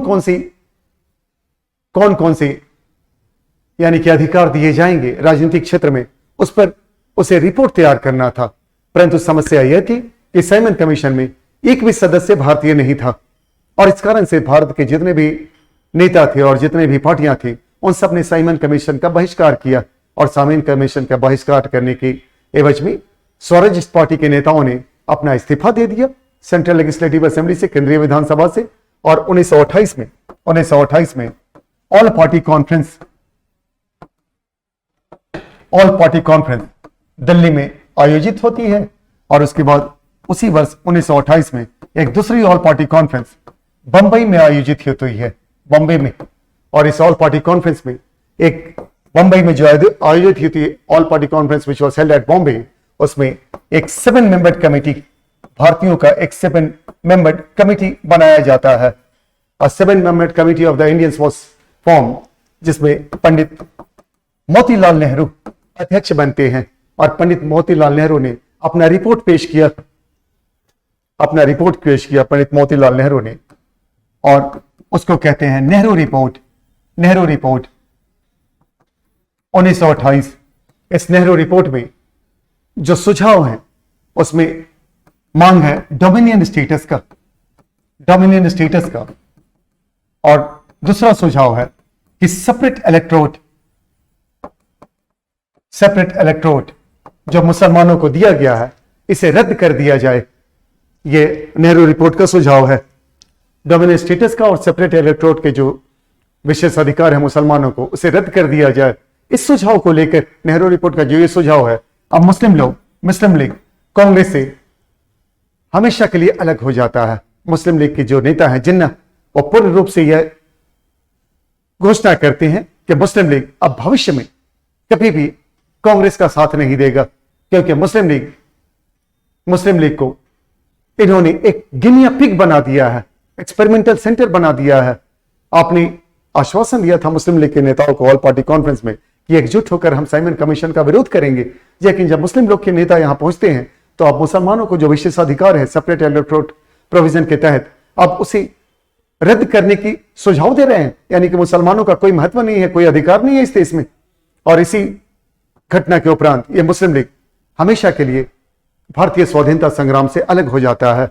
और दूसरा है डोमिनियन स्टेटस। इस डोमिनियन स्टेटस को लेकर एक विवाद उत्पन्न होता है। कांग्रेस के ऐसे कई नेता हैं जो डोमिनियन स्टेटस के विरुद्ध है, जैसे कि पंडित जवाहरलाल नेहरू, सुभाष चंद्र बोस। वो कहते हैं डोमिनियन स्टेटस नहीं, हमें पूर्ण स्वराज चाहिए, पूर्ण स्वराज। डोमिनियन स्टेटस नहीं, पूर्ण स्वराज चाहिए, कंप्लीट इंडिपेंडेंस। और 1928 में ही कलकत्ता सेशन में मोतीलाल नेहरू अध्यक्ष चुने जाते हैं। कलकत्ता सेशन में मोतीलाल नेहरू अध्यक्ष चुने जाते हैं और यहां पे मोतीलाल नेहरू और पंडित जवाहरलाल नेहरू में एक विवाद उत्पन्न होता है। इन दोनों में एक विवाद उत्पन्न होता है।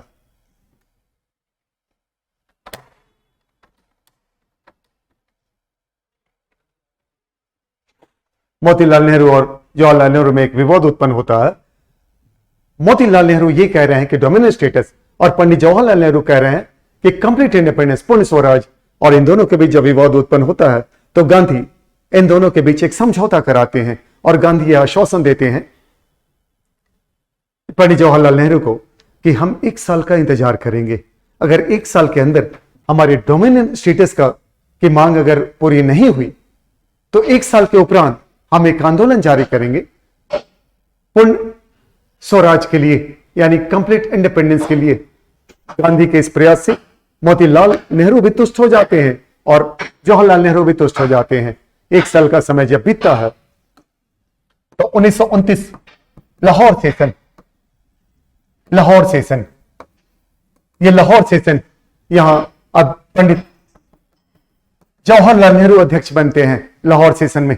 और इसी अधिवेशन में पंडित जवाहरलाल नेहरू ने अब कहा कि एक साल का समय बीत चुका है, अब हम अपनी मांग रखेंगे। और इसी अधिवेशन में, लाहौर सेशन में, पहली बार पूर्ण स्वराज की मांग रखी गई थी। लाहौर सेशन में पूर्ण स्वराज की, जाड़ा का समय था, ये ठंड का समय था। रावी नदी के तट पर हमारे देश के जो बड़े बड़े नेता थे इस सेशन में, वो सब एकजुट होते हैं। वो ठंड की रात में एक साथ सब इनकलाब, वंदे मातरम, जय हिंद का सब नारा दे रहे हैं। और वहीं पे ये घोषणा पंडित नेहरू कहते हैं कि हमें अब पूर्ण स्वराज से नीचे कुछ भी नहीं चाहिए। और यहीं पे ये पंडित नेहरू का ये पहला बहुत ही आकर्षक, जिसको कहते हैं उनका आकर्षक स्पीच माना गया है, very attractive speech of Pandit Nehru. अब ये that is at the Lahore session. Pandit Nehru अपनी 2 वक्तव्य के लिए जाने जाते हैं। ये the first one is at Lahore session and the second one is on the eve of independence, that is trust with the destiny. Now see it. और यहीं पे यह भी निश्चित किया जाता है कि 26 जनवरी 1930 स्वतंत्रता का पहला दिवस माना जाएगा। 26 जनवरी 1930 स्वतंत्रता का पहला दिवस माना जाएगा, the first day of independence. और यहीं पे ट्राई कलर फ्लैग जो तिरंगा है उसे भी फहराया जाता है। और अब पूर्ण तैयारी हो रही है एक नया आंदोलन चलाने का, नया आंदोलन करने का अंग्रेजों के विरुद्ध। और ऐसी परिस्थिति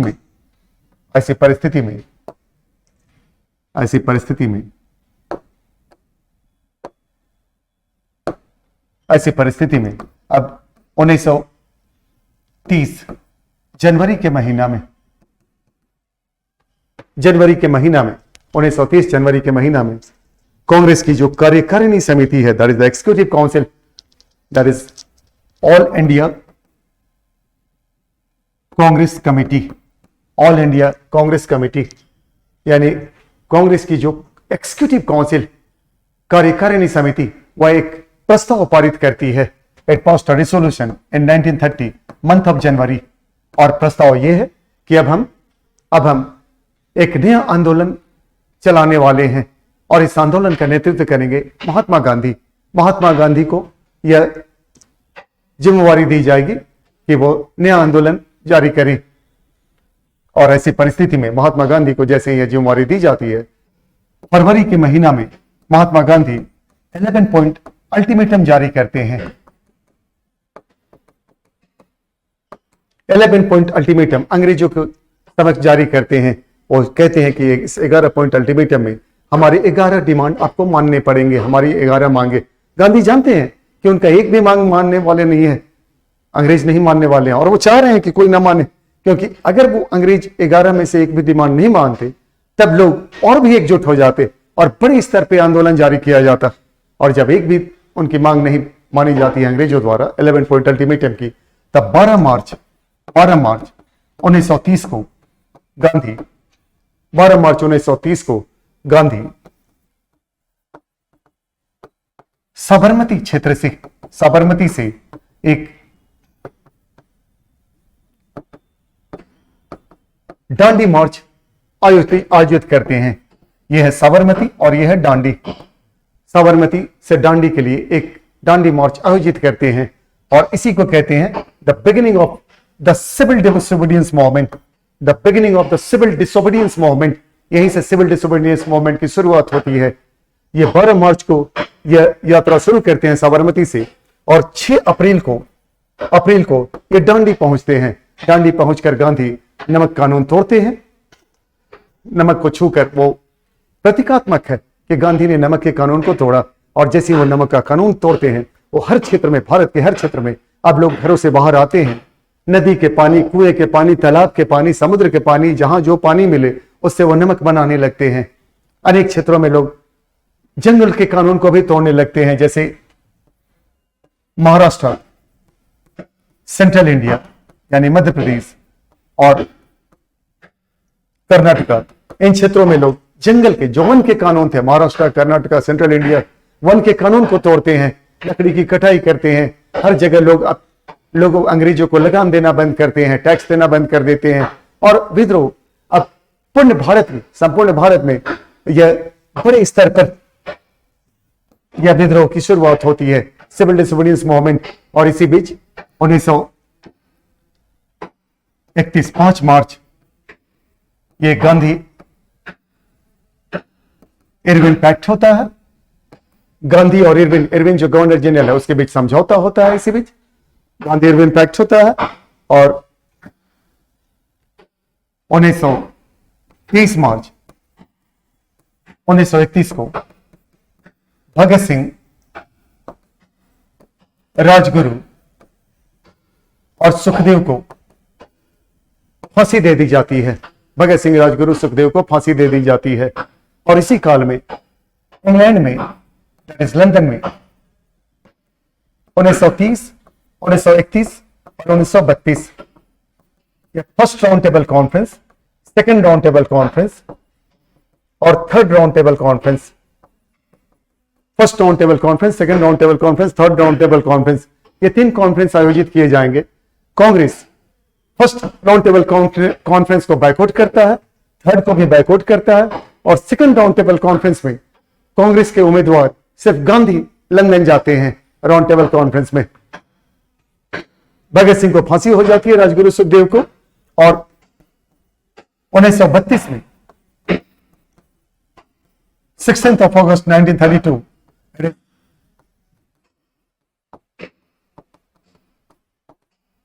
द मैकडोनल्ड अवार्ड, जिसको कॉमनवेल्थ अवार्ड भी कहते हैं, कॉमनवेल्थ अवार्ड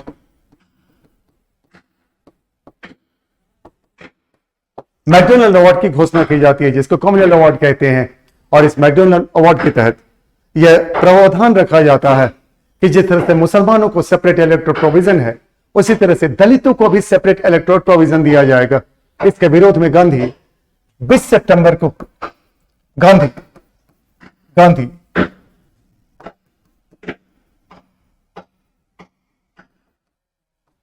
20 सितंबर को गांधी जो अरोड़ा जेल में थे, 20 सितंबर को भूख हड़ताल पर बैठ जाते हैं और वो कहते हैं कि मैं तब तक भूख हड़ताल पर बैठा रहूंगा, अनशन पर बैठा रहूंगा, जब तक इस अवार्ड को, कॉमनवेल्थ अवार्ड को पूरी तरह से वापस न ले लिया जाए, वापस न ले लिया जाए।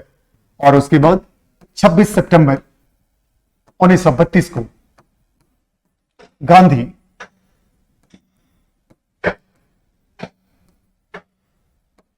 और बी आर अम्बेडकर में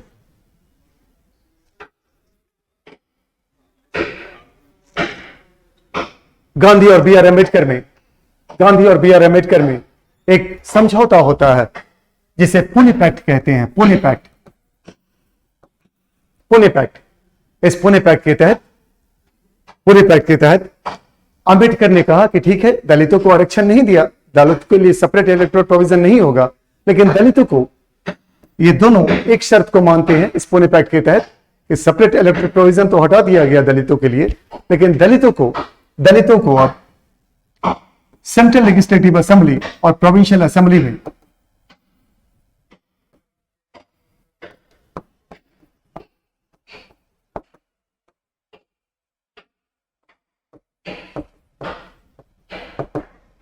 सीट्स रिजर्व किए जाएंगे। सेंट्रल लेजिस्लेटिव असेंबली में 18% सीट और प्रोविंशियल असेंबली में जितने प्रोविंसेस हैं सबको मिलाकर जितने सीट होते हैं उसमें कुल मिलाकर 148 सीट दलितों के लिए आरक्षित किया जाएगा। जितने सीट होंगे उनमें कुल मिलाकर 148 सीट दलितों के लिए आरक्षित किया जाएगा। उसके उपरांत 1933 में गांधी जेल से बाहर आते हैं और हरिजन यात्रा आयोजित करते हैं और 1934 में गांधी सिविल डिसोबीडियंस मूवमेंट पूरी तरह से स्थगित कर देते हैं। सिविल डिसोबीडियंस मूवमेंट स्थगित कर देते हैं, यानी बंद कर दिया जाता है। 1935 में 1935 का एक्ट, अगली कड़ी 1935 का एक्ट, 1935 के एक्ट के तहत पहला प्रोविंसेस को, जो प्रांत है उनको अब ऑटोनॉमी दे दी जाती है। अब जो प्रांत हैं उनको ऑटोनॉमी दे दी जाती है। अब जो प्रोविंसेस हैं उनमें रिजर्व और ट्रांसफर हटा दिया जाता है। अब जितने भी विषय हैं, जितने भी सब्जेक्ट हैं, वो भारतीय नेता हैं अब उनके अधीन होंगे। वो सारे विभाग के मिनिस्टर अब भारतीय नेता ही बनेंगे, उनको ऑटोनॉमी दी जाती है। और 1935 के एक्ट के तहत ही बिहार को उड़ीसा से अलग किया जाता है और इंडिया को बर्मा से अलग किया जाता है। और सेंटर में एक फेडरल कोर्ट स्थापित किया जाता है। यही फेडरल कोर्ट आके जाके सुप्रीम कोर्ट बन जाएगा। नेक्स्ट वन इज 1937 का चुनाव, 1937 इलेक्शंस, 1937 का चुनाव। इस 37 के चुनाव में 11 प्रोविंसेस में चुनाव होता है, जिसमें 6 प्रोविंस में कांग्रेस एब्सोल्यूट मेजोरिटी में वापस आती है, absolute majority. And 6 of the provinces the Congress returns back with absolute majority. And 3 of the provinces the Congress is the leading party. And 3 of the provinces, the Congress is the leading party, and in 2 of the provinces, बस 2 ऐसे province हैं जहां पे मुस्लिम league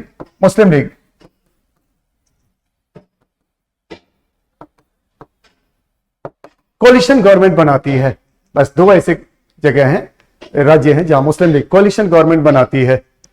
उदाहरण के लिए पंजाब और बंगाल। पंजाब में मुस्लिम लीग प्लस यूनियनिस्ट पार्टी और बंगाल में मुस्लिम लीग प्लस कृषक प्रजा पार्टी। 1937 के चुनाव के उपरांत मुस्लिम लीग किसी भी राज्य में अपना स्वतंत्र रूप से सरकार नहीं बनाती है। बस 2 ऐसे राज्य हैं जहां कोalition गवर्नमेंट बनाती है। पहला है मुस्लिम लीग प्लस यूनियनिस्ट पार्टी पंजाब, और दूसरा है मुस्लिम लीग प्लस कृषक प्रजा पार्टी बंगाल। यानी कि मुस्लिम लीग पूरी तरह से धराशायी हो गई है 1937 के चुनाव में। और यही कारण है कि मुस्लिम लीग के जो नेता हैं अब घबरा जाते हैं। वो ये समझने लगते हैं कि उनका कोई भविष्य नहीं है इस देश में, राजनीतिक क्षेत्र में। मुस्लिम जनता भी घबरा जाती है, मुस्लिम जमींदार भी घबरा जाते हैं, और मुस्लिम जो उद्योगपति है वो भी घबरा जाते हैं। कारण ये कि बिहार में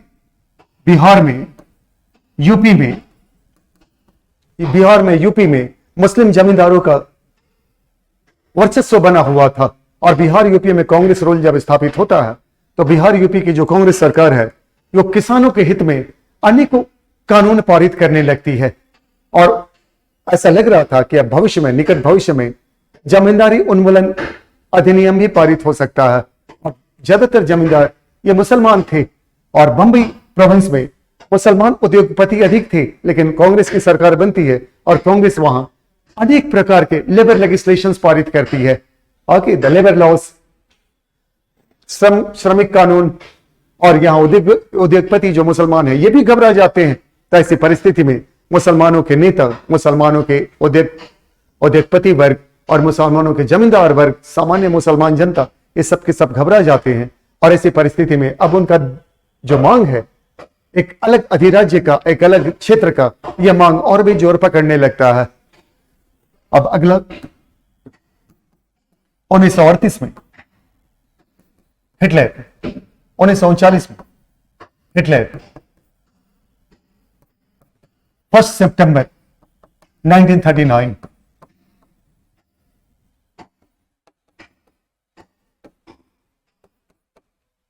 1 सितंबर 1939 को हिटलर पोलैंड पर अटैक करता है और इसी से द्वितीय विश्व युद्ध की शुरुआत होती है। The Poland was attacked by Hitler and with this only the second world war begin.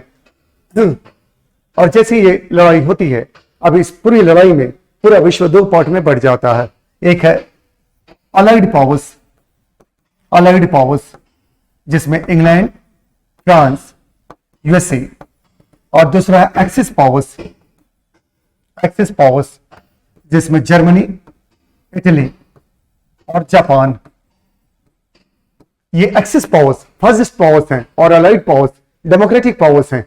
अब ये लड़ाई फासिस्ट पावर और डेमोक्रेटिक पावर के बीच शुरू हो जाती है और इंग्लैंड यह घोषणा करता है कि भारतीय डेमोक्रेटिक पावर या डेमोक्रेटिक सिस्टम के पक्षपाती हैं, समर्थक हैं, और इस युद्ध में भारतीय हमारे साथ हैं।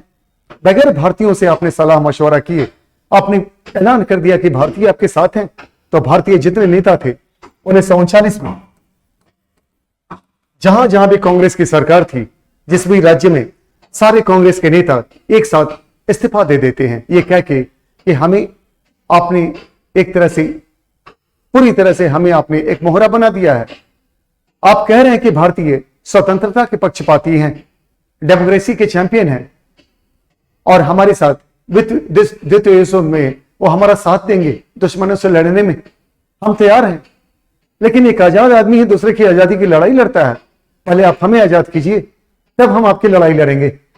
जब अंग्रेजों ने कुछ दिन में कोई किसी तरह का रिस्पांस नहीं दिखाया, तो ऐसी परिस्थिति में नवंबर 1939 में जितने भी प्रांतीय सरकार थी कांग्रेस की, सभी नेताओं ने या सभी सरकारों ने जो कांग्रेस की थी, सबने इस्तीफा दे दिया। और अब 1940 में, अब है 1940 में रामगढ़ सेशन, यहां पे कांग्रेस एक प्रस्ताव पास करती है, रिसोल्यूशन प्रस्ताव पास करती है। और यह प्रस्ताव यह है कि अगर अंग्रेजों ने राजनीतिक क्षेत्र में हमें विशेष अधिकार दिया या सत्ता का हस्तांतरण किया, तो हम अंग्रेजों का साथ देंगे द्वितीय विश्व युद्ध में। इस प्रस्ताव के प्रत्युत्तर में, यानी कि उसकी रिस्पॉन्स में, 1940 का ऑगस्ट ऑफर ये भारतीयों के समक्ष रखा जाता है। ऑगस्ट ऑफर के जो प्रावधान है, पहला प्रावधान है ऑगस्ट ऑफर का, वो यह है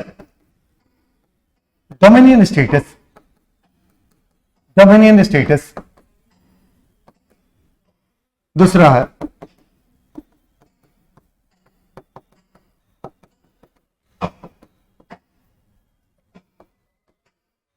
आफ्टर द वॉर, और तीसरा है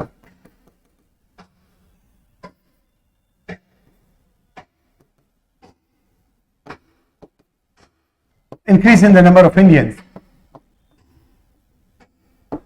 in the executive council of the governor general. तो पहला है dominion status after the war, दूसरा है constituent assembly after the war, लड़ाई के बाद एक संविधान निर्मात्री सभा का गठन किया जाएगा जो भारतीयों के लिए संविधान का निर्माण करेगी, और तीसरा है increase in the number of Indians in the executive council of the governor general. Indians की संख्या बढ़ाई जाएगी गवर्नर जनरल के काउंसिल में। कितनी बढ़ाई जाएगी इस पर कोई चर्चा नहीं है। डोमिनियन स्टेटस कब, कोई चर्चा नहीं है। हम अभी आपका लड़ाई में साथ दे रहे हैं, तो अभी हमें डोमिनियन स्टेटस क्यों नहीं दे रहे हैं? अभी सत्ता का हस्तांतरण क्यों नहीं कर रहे हैं? हमें झूठे वायदे कर रहे हैं भविष्य का। यहां कितने नंबर बढ़ाए जाएंगे भारतीयों का गवर्नर जनरल के काउंसिल में, इसकी कोई व्याख्या नहीं है, स्पष्ट व्याख्या नहीं है। और इसके विरोध में 1940 में इंडिविजुअल सत्याग्रह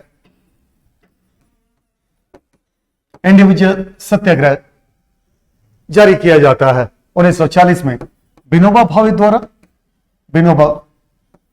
द्वारा और 1941 में पंडित जवाहरलाल नेहरू द्वारा इंडिविजुअल सत्याग्रह, और इसके उपरांत 1942 का क्रिप्स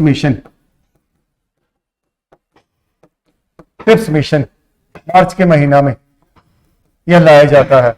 अंग्रेजों की जब स्थिति नाजुक होने लगी थी इस युद्ध में, जापान उत्पात मचाए हुए था हर क्षेत्र में, उत्पात मचाए हुए था।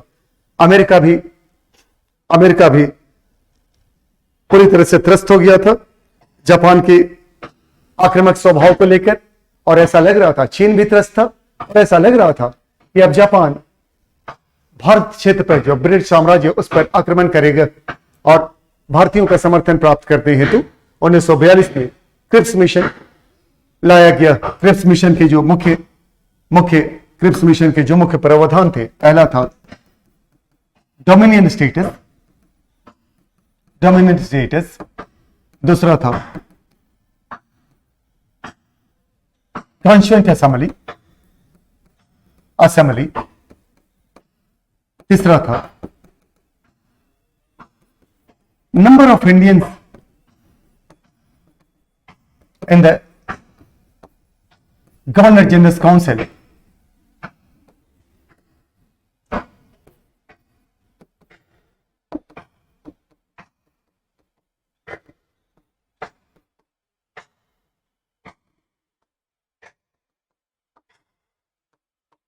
rest to the Indians.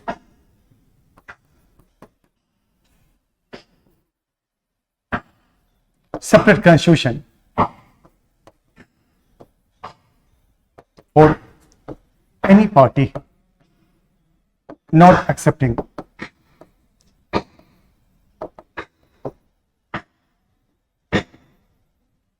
the formulated constitution. Dominion status, Cripps mission का पहला प्रावधान, dominion status, constituent assembly after the war, संविधान निर्मात्री सभा का गठन। तीसरा है number of Indians in the governor general council, उसे बढ़ाया जाएगा।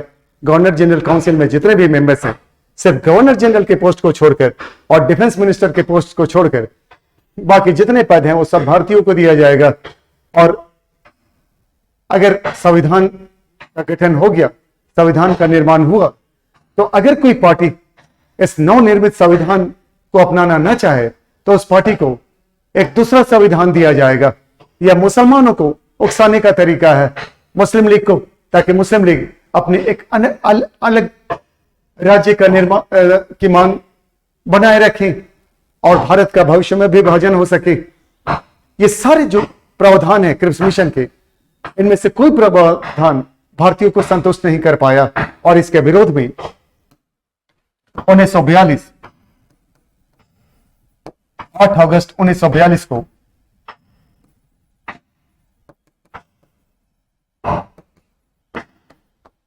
भारत छोड़ो आंदोलन जारी किया जाता है। भारत छोड़ो आंदोलन, Quit India movement is launched by Mahatma Gandhi. और यही महात्मा गांधी ने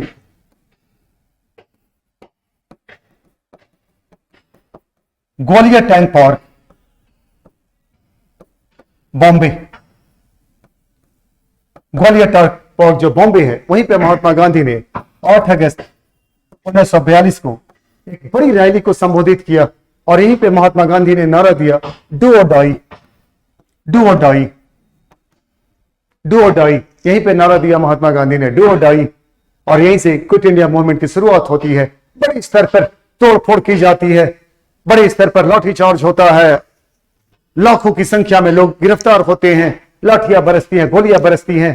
परंतु अब यह निश्चित था कि भारतीय स्वतंत्रता लेकर रहेंगे। अब वो सब के सब घर से बाहर आ चुके हैं, अब वापस घर नहीं जाने वाले हैं। स्वतंत्रता लेकर पूरी तरह से लेकर ही जाएंगे वापस घर अपने। सारे नेता एक दिन में अरेस्ट हो जाते हैं। महात्मा गांधी को अगले ही दिन अरेस्ट किया गया। जितने बड़े नेता थे, डॉक्टर राजेंद्र प्रसाद, पंडित नेहरू, वल्लभ भाई पंत, सरदार वल्लभ पंत और जो भी big shot, Azad, Ram Manohar Lohia, every person was arrested. और लेकिन फिर भी एक कहा जाता है कि अब सारी जनता, एक एक आदमी, औरत हो या मर्द हो, छोटे छोटे बच्चे, अब सबके सब नेता बन गए हैं। हमारे नेता गिरफ्तार हो गए तो कोई बात नहीं, हम खुद नेता हैं। Every person was acting as a leader, and this is the reason this movement is also known as the leaderless movement. Leaderless movement, इसको leaderless movement भी कहा जाता है, leaderless movement। और ऐसी परिस्थिति में इसके जब ये आंदोलन चल रहा है, विश्व युद्ध भी चल रहा है, अंग्रेज परेशान है, और कि मुस्लिम लीग भी अपने अलग अधिराज्य की मांग रख रही है। तब 1945 में शिमला कॉन्फ्रेंस आयोजित किया जाता है, जहां वेबल प्लान को रखा जाता है। वेबल प्लान के मुताबिक शिमला कॉन्फ्रेंस आयोजित किया जाता है और उसमें प्रावधान यह है कि 6:6 गवर्नर जनरल के काउंसिल में एक तो गवर्नर जनरल अंग्रेज रहेगा, डिफेंस मिनिस्टर अंग्रेज रहेगा, और 6 सीट मुस्लिम लीग को दिया जाएगा और 6 सीट कांग्रेस को दिया जाएगा। जिन्ना मुस्लिम लीग के प्रतिनिधि हैं और कांग्रेस के प्रतिनिधि हैं, मौलाना आजाद कांग्रेस के प्रतिनिधि हैं और जिन्ना मुस्लिम लीग के प्रतिनिधि हैं। ऐसा लगा था कि अब शांति व्यवस्था स्थापित हो जाएगी भारत में, ये जो मुसलमानों और कांग्रेस के बीच, मुस्लिम लीग के बीच जो वैमनस्य है वो समाप्त हो जाएगा और भारतीय अंग्रेजों का समर्थन करने लगेंगे। इस प्लान को जैसे ही लागू किया जाएगा तो इस योजना को, परंतु यहां ये मुस्लिम लीग के नेता जो जिन्ना है वो एक बड़ा अवरोध उत्पन्न करते हैं। वो कहते हैं कि किसी भी मंच पर, राजनीतिक मंच पर, जब भी कोई मुसलमान अगर किसी राजनीतिक मंच पर प्रतिनिधि बनकर आएगा तो वो मुसलमान सिर्फ मुस्लिम लीग का ही प्रतिनिधि बनकर जा सकता है। राजनीतिक स्तर पर जो भी राजनीतिक मंच, जो भी पॉलिटिकल प्लेटफॉर्म है, अगर कोई मुसलमान, भारत का कोई मुसलमान उस पर आएगा तो वह मुस्लिम लीग का मुसलमान होना चाहिए, न कि किसी और पार्टी का। और यहां आजाद खुद कांग्रेस के प्रतिनिधि बनकर गए थे। इसी मुद्दे पर यह वेबल प्लान कार्यान्वित नहीं हो पाता है, यह सफल नहीं हो पाता है। वेबल प्लान यहीं पे असफल हो जाता है। अब 1946, अब यह है कैबिनेट मिशन 1946, यह है कैबिनेट मिशन। यह भारत आता है अनेक प्रावधानों को लेकर भारत आता है कैबिनेट मिशन। और कैबिनेट मिशन ये मुख्य प्रावधान रखता है पहला कि भारत 3 भागों में विभाजित हो, ए, बी और सी। ए, बी और सी। ये बी में north west frontier province, Sindh और पंजाब क्षेत्र होंगे, और सी में बंगाल और असम होंगे, और ए में 6 प्रोविंसेस होंगे। यानी कि इस तरह से ये 2 क्षेत्र हैं, बी और सी, ये मुस्लिम लीग के वर्चस्व, मुस्लिम लीग का बना रहेगा, मुस्लिम लीग का आधिपत्य में रहेगा। और ए क्षेत्र जो है वो कांग्रेस का आधिपत्य बना रहेगा, क्योंकि ये क्षेत्र है जो है वो हिंदू क्षेत्र है और बी और सी मुस्लिम क्षेत्र है। आगे तो ऐसी परिस्थिति में ये पहला प्रावधान है,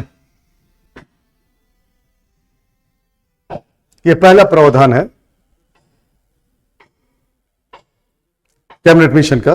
अब दूसरा है कैबिनेट मिशन का जो दूसरा प्रावधान है वो यह है कि सरकार त्रिस्तरीय होगी, एक सेंटर में होगी, एक रीजनल होगी और एक स्टेट लेवल पे होगी। सेंटर की जो केंद्रीय सरकार होगी उसका कोई विशेष शक्ति नहीं होगी उसके पास बस 3 डिपार्टमेंट होंगे। पहला है डिफेंस, दूसरा है फॉरेन अफेयर्स और तीसरा है कम्युनिकेशन।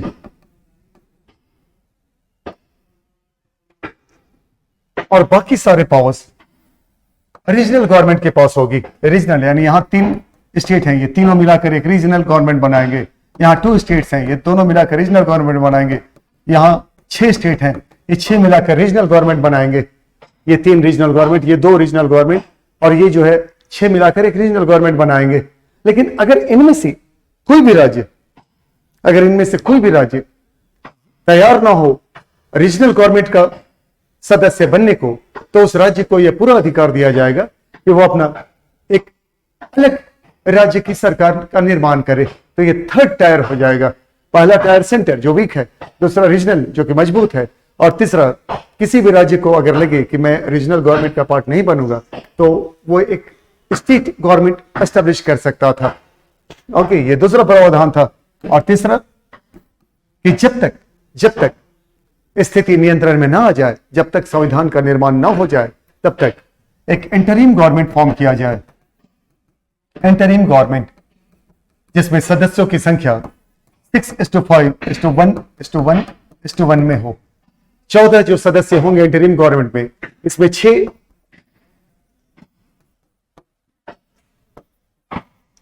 कांग्रेस के सदस्य होंगे, 5 मुस्लिम लीग के होंगे और बाकी 3 जो होंगे वो अलग अलग, जिसको कहते हैं माइनॉरिटी ग्रुप के, जैसे नॉन ब्राह्मण के, सिख्स के या फिर यूरोपियंस के। इस प्रावधान को लेकर मुस्लिम लीग ने विरोध किया। मुस्लिम लीग ने कहा कि कांग्रेस को 6 सीट और मुस्लिम लीग को 5 सीट क्यों? कांग्रेस से 1 सीट भी हम कम नहीं ले सकते हैं। और इस कारण से 16 अगस्त 1946 को जिन्ना ने, मुस्लिम लीग का जो नेता थे जिन्ना, उन्होंने इस अंतरिम सरकार का विरोध किया और इसके विरोध में उन्होंने नारा दिया direct action day, direct action day. यानी कि मुस्लिम लीग ने इस अंतरिम सरकार का विरोध किया। अंतरिम सरकार लागू हो चुकी है, बन चुकी है, बस मुस्लिम लीग के जो 5 सीट थे वो खाली थे और मुस्लिम लीग अब नारा दे रही थी डायरेक्ट एक्शन डे, लड़के लेंगे पाकिस्तान, और सारे मुसलमानों को प्रोत्साहित कर रही थी एकजुट होकर अपनी मांग रखने के लिए। और इस कारण से बड़े स्तर पर अपने देश में दंगे फसाद शुरू हो जाते हैं, भारत में हर क्षेत्र में, खासकर पंजाब और बंगाल क्षेत्र में, पंजाब और बंगाल क्षेत्र में। और बाद में साल के अंत में, अब by the end of the year, ये मुस्लिम लीग के 5 नेता वापस अंतरिम सरकार में आते हैं, लेकिन ये सरकार का सहयोग करने के लिए नहीं, सरकार की कार्रवाइयों में अवरोध उत्पन्न करने के लिए आते हैं। यही इनका मूल प्रयोजन था। स्थिति अब बेकाबू हो चली थी और मार्च 1947 को लॉर्ड माउंटबेटन, मार्च 1947 को लॉर्ड माउंटबेटन गवर्नर जनरल बनकर आते हैं। ये भारत के 34वें गवर्नर जनरल हैं, 34वें और आखिरी यूरोपीय गवर्नर जनरल हैं भारत के। और लॉर्ड माउंटबेटन ये स्थिति को देखकर, भयावह स्थिति जो है, विभत्स दृश्य को देखकर, हर तरह दंगे फसाद, वो 3 जून रिपोर्ट तैयार करते हैं, 3 जून रिपोर्ट। और 3 जून रिपोर्ट में जो प्रावधान वो रखते हैं, जो मुख्य प्रावधान जो रखा गया है वो यह है कि पहला, India to be divided two domains, Bharat 2 राज्यों में विभाजित होना चाहिए। अगर आप भारत का विभाजन नहीं करेंगे तो यह स्थिति बनी रहेगी, यह हिंसक जो कार्रवाई, यह हिंसक स्थिति है वो बनी रहेगी। हर 10 किलोमीटर की दूरी पे एक मिनी पाकिस्तान आपको दिखाई देगा।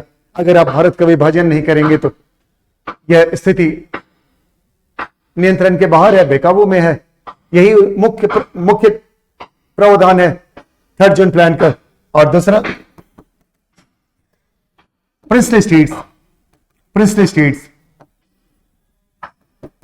जो देशी रियासत हैं, जिन्होंने अंग्रेजों की अधीनता स्वीकार की थी, उन्हें यह अधिकार दिया जाएगा कि जब भारत का बंटवारा हो, भारत और पाकिस्तान 2 अधिराज्य बने, तो प्रिंसली स्टेट्स या तो पाकिस्तान में सम्मिलित हो जाएं या भारत में सम्मिलित हो जाएं या फिर अपनी आपको स्वतंत्र राज्य घोषित करें।